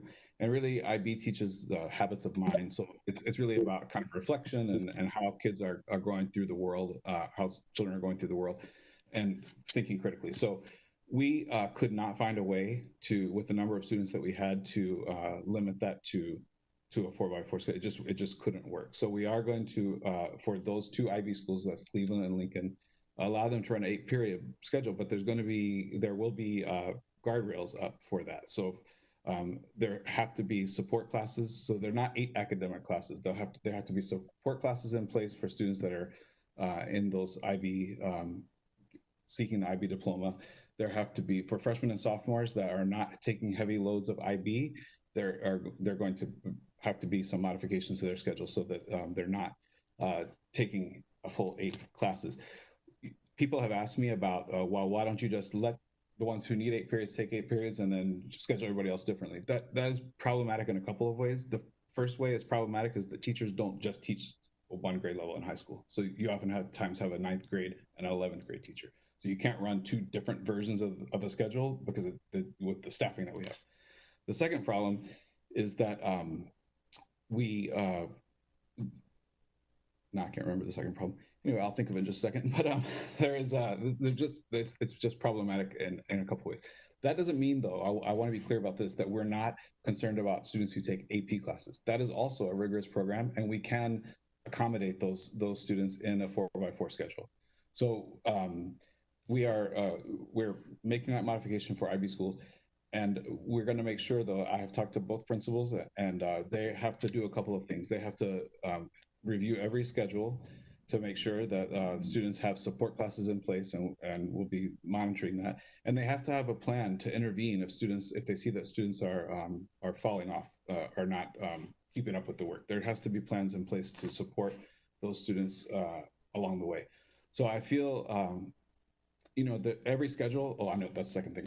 Every schedule has trade-offs. And so besides having teachers teaching at different levels, the trade-off for the Cleveland and Lincoln is they're not going to meet face-to-face as often because they have more classes. So that's the trade-off that IB schools have to now, they have to deal with that, because we only have I told you at the beginning, we have a box. These are the things that have to be in the box. We have to follow ODE guidelines. And so you have to make your schedule fit in that box. So, so there's sort of some built-in guardrails just because of the constraints of time that we have. Thank you, Director Byrd, for explaining that. We're going to hear from Directors DePass, Brim Edwards, and Bailey, and then I'm going to open it up for any lingering questions after we get through those three. I've already talked to Liz and Roseanne, and we're going to push the executive session a little bit so we can get through all of our questions. So Director DePass, do you have another question you'd like answered? I don't have a question at this point, but just a comment that this is a terrible time for woodwinds. Really hard to play a saxophone with a mask on, but an excellent time to take up a string instrument. I think music is really an important part of a well-rounded education, and so I'm sad that for kids that are invested that way, but take up a string instrument or the drums. Yeah, no, brass is bad, but you can do, like you said, and I know that Guadalupe is an advocate for violin, so yeah. Yes. All right, Director Brim Edwards, do you have another question? So I'm interested in, thanks in the last question for answering that. I guess we'll have a preview on what some of these additional supports will be before the start of the school year, because I think that will also really put parents in a better place. That is like the big question I get asked about these days. So the question, I have a question, and then also just data request. I'll just state what my data request is, and this is for future, but the 2,500 students who had incompletes last spring, like who those students were, what schools are they actually making up the classes now, or is that why we're going to 4x4? But just getting more data, because I think it sounds like we'll be moving to 2 schools to an 8-class period. Jefferson is fine because they are connected to PCC. You have the other 6 schools that have AP programs, and just how that works. And I'd like to see current data of how successful students are if they take a class in the fall but don't take the test till the spring, or they take the class in the spring but don't get all the way through the material before they have the test. So that's like just a data request I'd like to see in terms of like how across the high schools we're setting kids up to be successful and be able to obtain college credit. My question that I have is on the feedback loops, and I know everybody gets, because I get it, is informal feedback through, like when you're at the grocery store or you're out walking or you're at work, you run into parents and staff who provide feedback. This is going to be an unprecedented time that I think we're going to need to absorb feedback and as a system adjust. And so I'm interested in Superintendent Guerrero in how you see the district absorbing feedback from 50,000 focus groups that's going to be happening across the district in homes, and how we're going to incorporate that to stay agile and nimble and make adjustments for our families and students.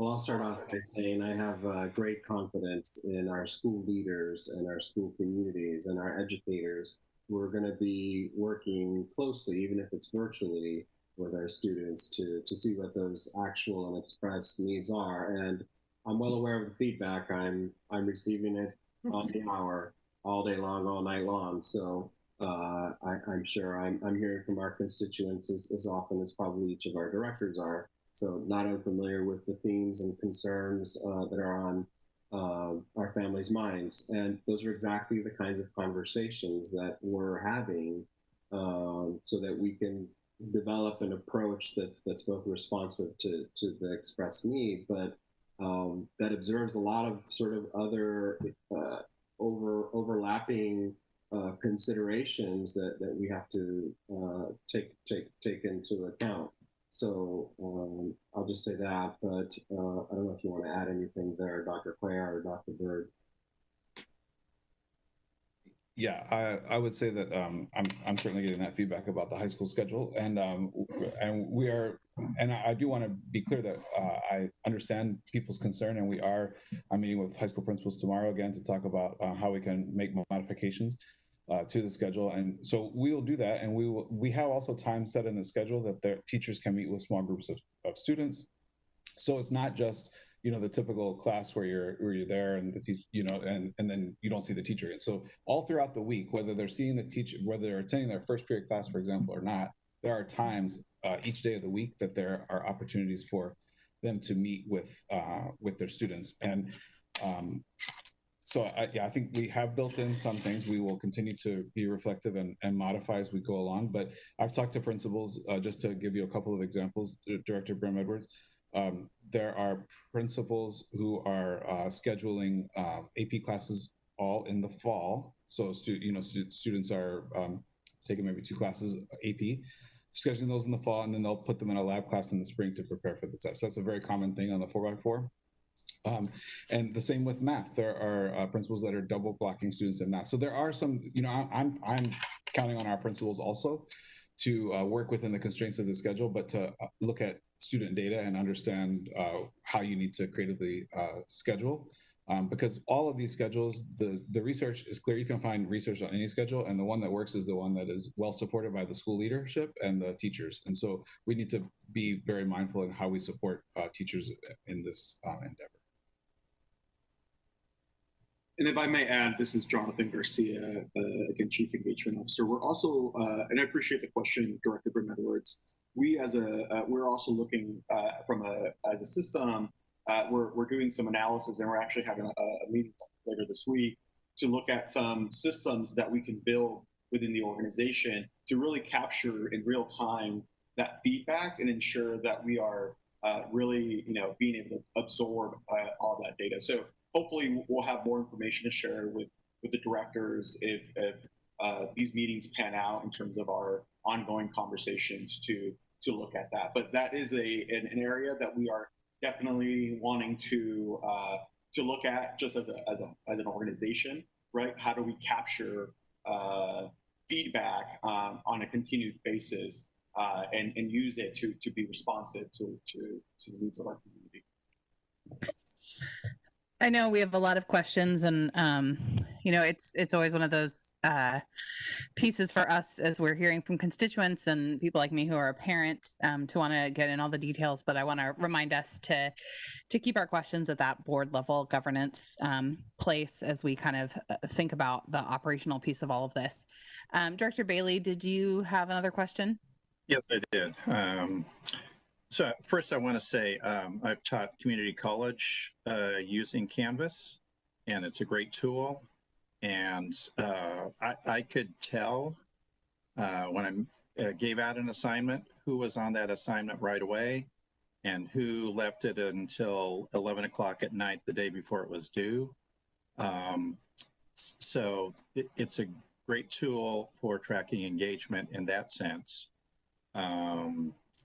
Along with, you can have group discussions and all sorts of good stuff with.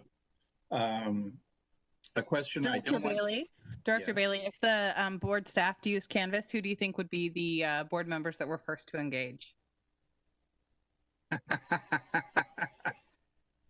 You don't have to answer that. I'm just teasing. All right, continue with your question. I would be the last because I am an A1 procrastinator. I'm not recommending that challenge. I'm not recommending that as a way of life.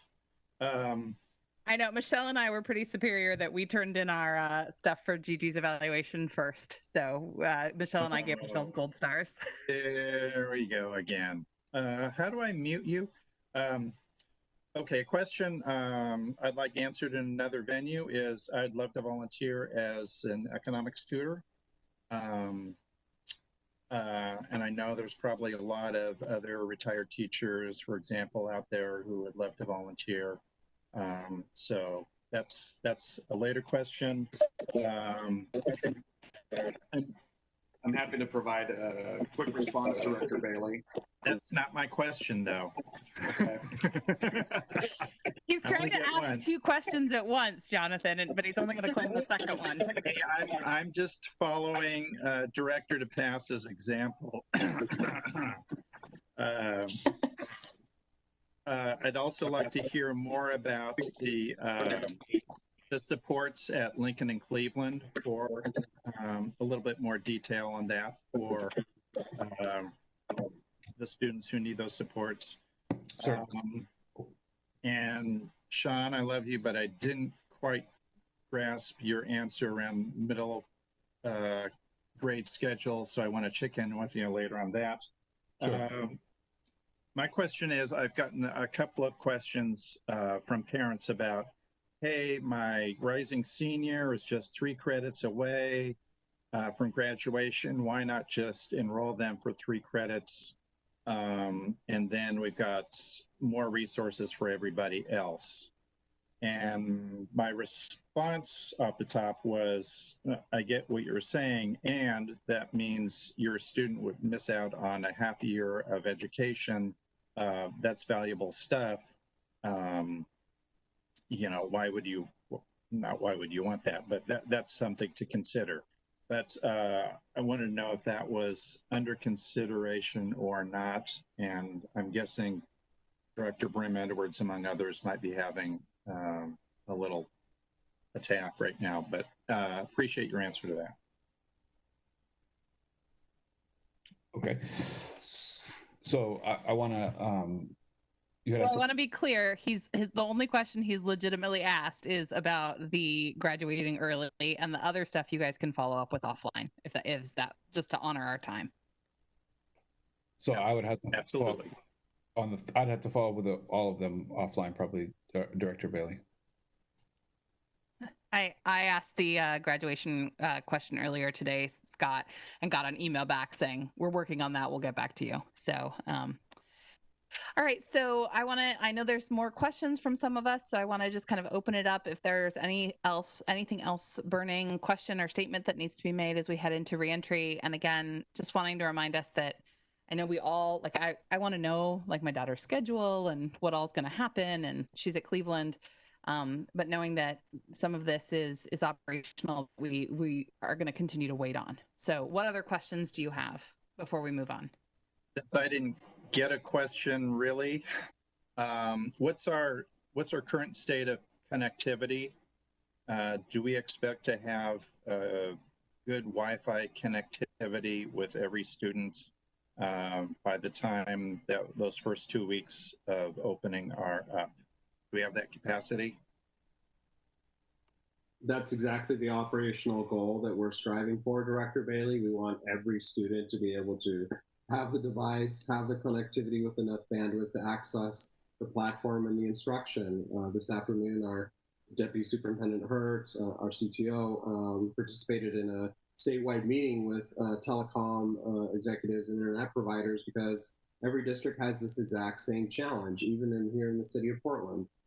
Different providers are wired to different communities and neighborhoods differently, and so we're having to navigate how we make sure our students don't have that digital divide or barrier. So as of right now, we have a healthy stockpile of laptops as well as mobile hotspots from different providers. We're encouraging our principals to continue to message their students.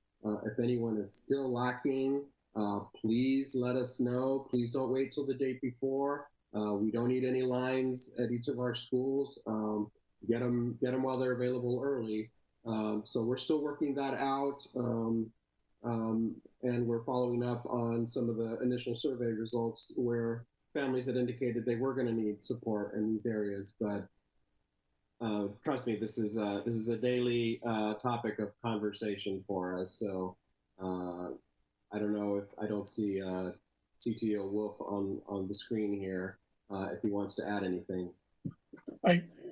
Superintendent Guerrero, I think you covered it. Yeah, I think we're initially set for a big push, and we want to get that word out early and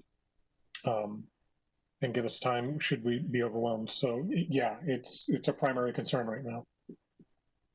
Is data usage an issue for some families, and do we have a solution around that? No, so the hotspots we are using, and we have confirmed with Comcast, there are no caps, I mean, on any of the hotspots that we're getting. So they are not capped. We don't have any issues with those.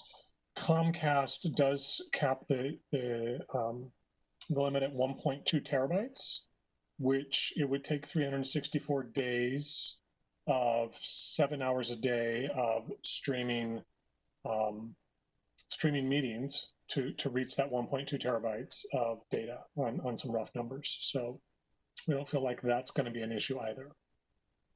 All right, I feel like we're getting really operational in our questions, so I'm going to go ahead and have us move on to the our next parts of our agenda. And if school board members do have further questions, please feel free to email staff, and we can get some of those details and get the rest of our questions answered as we move forward. Does that sound good to everybody?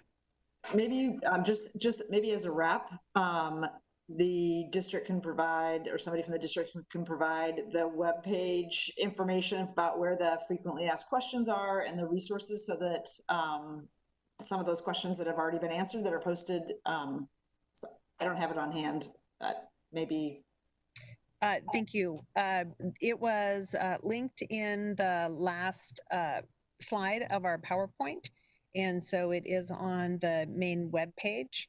And so if you go to the last part of our slide presentation, we didn't get through the last slide, it'll be there. And you can also just go to pps.net and look for the re-entry logo. Great. So the average parent, they can go there. There's frequently asked questions, a lot of resources for them to tap into. Yes. pps.net. Thanks. Yes. And Director Brim Edwards, this is David Roy. I would add that some of the things covered this evening were things that were finalized this afternoon. And so you may find a couple of things that are not there right now, but will be by tomorrow morning. Awesome. Thank you. What time tomorrow, David? I'd say about 8:02. Okay, I'll be checking. No, I will not be checking at that time. A couple of things as we move on. One is that I'm hearing rumors that the Timbers won. So congratulations to the Timbers. If I'm spoiling that for anyone. And the Blazers. And the Blazers won. So that's We're now firmly in 8th place. So let's go, Dame. Portland Pride. It looks like Representative Shu had something you wanted to add, Nathaniel. Yeah, I never got my question in. Could I ask that? Yeah, go ahead. Great, thank you. Yeah, I'm sorry to focus on this so much, but I'd like to go back to the 4x4 schedule. Just briefly, could someone clarify how specifically it is intended to benefit students who have been struggling in this environment? Because I'm concerned that given that it's got twice the intensity per class per week, that it would be much easier to fall behind and more difficult to dig yourself out. Sure. So it's intended to help students because they only have to have 4 teachers instead of 8, and so you're meeting every day for 75 minutes instead of for 18 weeks instead of every other day for 75 minutes. So the time is exactly the same. And so yes, is it condensed? Yes, but you will see that teachers are able to adjust their their instructional strategies to meet the needs of students, but it's based really on the need of so many of our high school students that have to either care for a younger sibling, perhaps they have a job, and so they're not going to be in front of a teacher every day like they would normally be. So while it may seem like, oh, it's fine because it's online, but you're juggling 8 of those classes and you're doing these other things like perhaps you're watching watching a younger sibling, or perhaps you have to work part of the day. So it really is designed to focus on the students who data shows us need some support. And as I said at the outset, every schedule has its setbacks and has its advantages. I know that you and I are scheduled to talk, I think, later this week, so I think we can go more in depth in it, and I'll show you some different things that we can do to make it flexible. Thank you. And thanks for taking the time, Dr. Bird, to really answer that question with Nathaniel later this week. Danny texted me that Lillard scored 61 points tonight, so we can have Portland Pride with the Timbers, with the Blazers, with all the amazing things happening. I think there's a lot of amazing things happening that we've just heard about tonight. And again, I think our commentator, Erica Compare, talked about nice words. And I think that what we're seeing, especially with things like our 4x4 schedule, is really trying to live into the racial equity policy that we have and the language we put out there. And I appreciate your questions, Nathaniel, trying to help us really fully understand why district leadership is letting us know that the 4x4 they think will benefit our students who have most struggled. And it's one of those times, I think, to echo what Director Scott said, to really line up behind what we say we're about. I mean, I think we are getting a lot of pressure to move to an 8x8 schedule and to consider that. And I think we are trying to go for that win-win and look at being flexible when it comes to IB, and really appreciate that. And at the same time, how do we really center our BIPOC students and really make sure the choices we're making are benefiting them in that idea of targeted universalism. And this feels like one of those first big moments where we have a decision to make that is going to impact a lot of students, and how do we make it in a way that is in alignment with our stated values. So thank you to staff for a comprehensive review tonight, for answering all of our questions, and I know you're available to continue answering our questions. The other thing I want to celebrate tonight is it was about 3 years ago, exactly, I think, that we hired Superintendent Guerrero. I think you started in October, but I think the decision was made in August. Am I correct in that, Superintendent Guerrero? Yep. I'm not very good at calendar milestones. If I can keep my anniversary straight, then that's a plus. But I think you're right. I think I like to say, finishing 3 years and going into my 4th school year. But staff earlier was pointing out the same anniversary. So I hope there's no buyer's remorse. We're trying to give it our all here, and looking forward to yet another school year with fresh challenges. It was August 10th. Okay, well, Director Brim Edwards would know. Yeah, Julia, we have you to thank for doing a lot of the work to get Superintendent Guerrero here. And I want to say thank you for 3 great years, and here's to at least a few more as we continue in the PPS Reimagine Vision and the work that we're doing. I know that when you came 3 years ago, you did not sign up to be superintendent during a pandemic, but I honestly can't imagine a better leader for us to have had during this incredibly stressful and chaotic time. So yeah, I will follow Dr. O and give a round of applause to, I know he doesn't like this, but to Superintendent Guerrero and to all of our amazing staff. Thank you for the kind words. It's a team effort.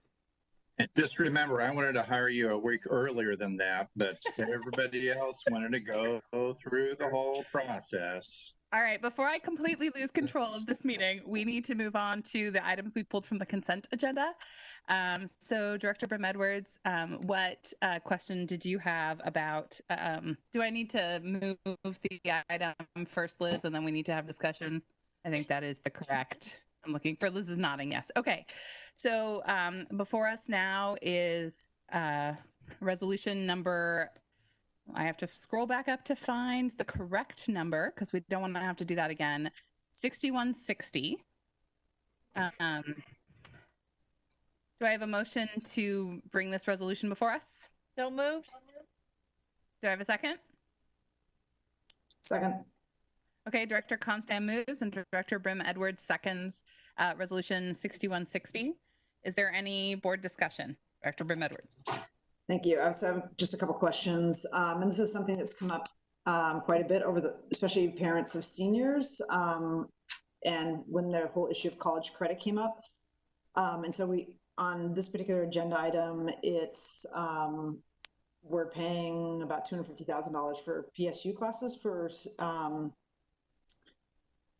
students from 3 schools to take a senior inquiry. And so the question I had for Dr. Cuellar was how many credits, if the students who take these classes, how many college credits they get, and whether they also get high school credits. That's the first question. Yes, ma'am. They get a total of 2 PPS credits, and they will also receive 15 PSU credits. And then, so given that that's 3 of our high schools, and I know, and then Jefferson has, of course, their partnership with PCC. So the other high school students, would this be something they'd have access to, or what do they have that's comparable? That would be comparable. Right. So we have roughly about over 400 students combined through Jefferson, Madison, and Roosevelt that are involved in the senior inquiry program through PSU and through PCC and through, you asked the question specifically for Benson Franklin grants. Do they have access? Well, they have a variety of different courses. They have like ELA, a variety of ELA level coursework through, dual credit. They have AP courses. And then of course there's a $125 student fee if they wanted to access that program that was not connected through what we discussed through the PSU program. So if other students wanted to access it, their alternative would be they have something in their school already. Sorry. Correct. Okay. This is just flagging, and maybe I could take this offline. Dr. Bird, the whole question of whether we have a solution that works for the students taking AP classes. Those students who are at the AP schools, it sounds like there's a solution for the IB schools and for the other ones. So I'd be interested in having a conversation offline about that. I'm supportive of the class for the PSU class for these students. I'm just also curious, just in the changed environment, about other students having access to it. Yeah. All right. Yes. Oh, sorry. Sorry. Director Ramirez, I will follow up with you because we have some information about how we're doing for those Challenger students. I have some information for you. Thank you, Dr. Bird. Is there any further discussion on 6160? Well, just want to reiterate one thing, Chair Lowry, Director Brim Edwards, also with AP, it's important to know that that's also free. So I just wanted to make sure that, we also were aware of that. That was not an added expense for our students, taking advantage of our AP program. Great, thank you. And Dr. Cuellar, sorry, Ailey, 1 second. So the dual credit is subsidized and the AP is subsidized, but IB testing is not. Is that correct?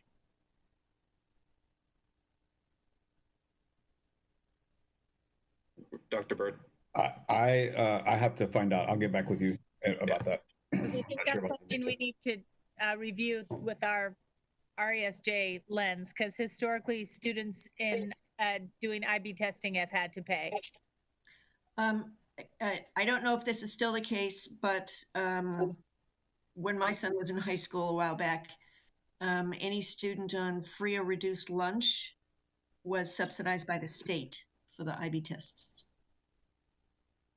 I don't know if that's still the case. So it was a means test. We can check into that. I do know that in college and career readiness, we do have a budget for subsidies. And I know that PPS has historically found creative ways to help also in testing costs. But we can absolutely get you a definitive answer in response to that tomorrow. All right, is there any further board discussion on Resolution 6160?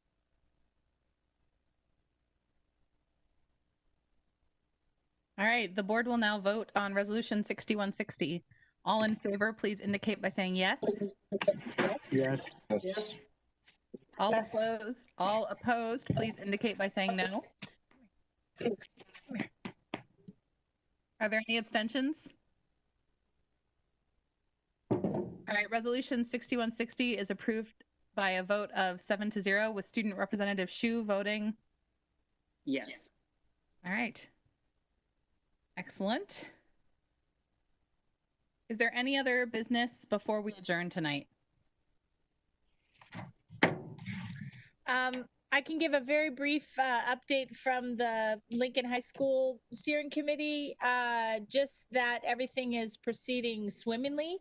They've done their first big concrete pour. They're waiting for their first second set of major permits. They negotiated their guaranteed maximum price at below the budget estimate. They're on budget, have 95% of contingency remaining. Just check it out if you're ever on that side of town, everybody. It's looking good. It's looking like a real high school is being born. Any other board reports or comments?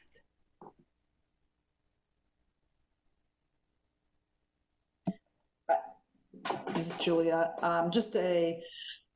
So I'm on the Kellogg DAG, and one of the big issues with the DAG that has come up that is now rising to the surface is the issue of setting the enrollment boundaries. And I know that Director Scott and DePass have been engaged in the conversation about that, and I think it would be great at a future meeting to get input from that committee so people can see the physical building of the school happening, and how it's going to be married with the school team.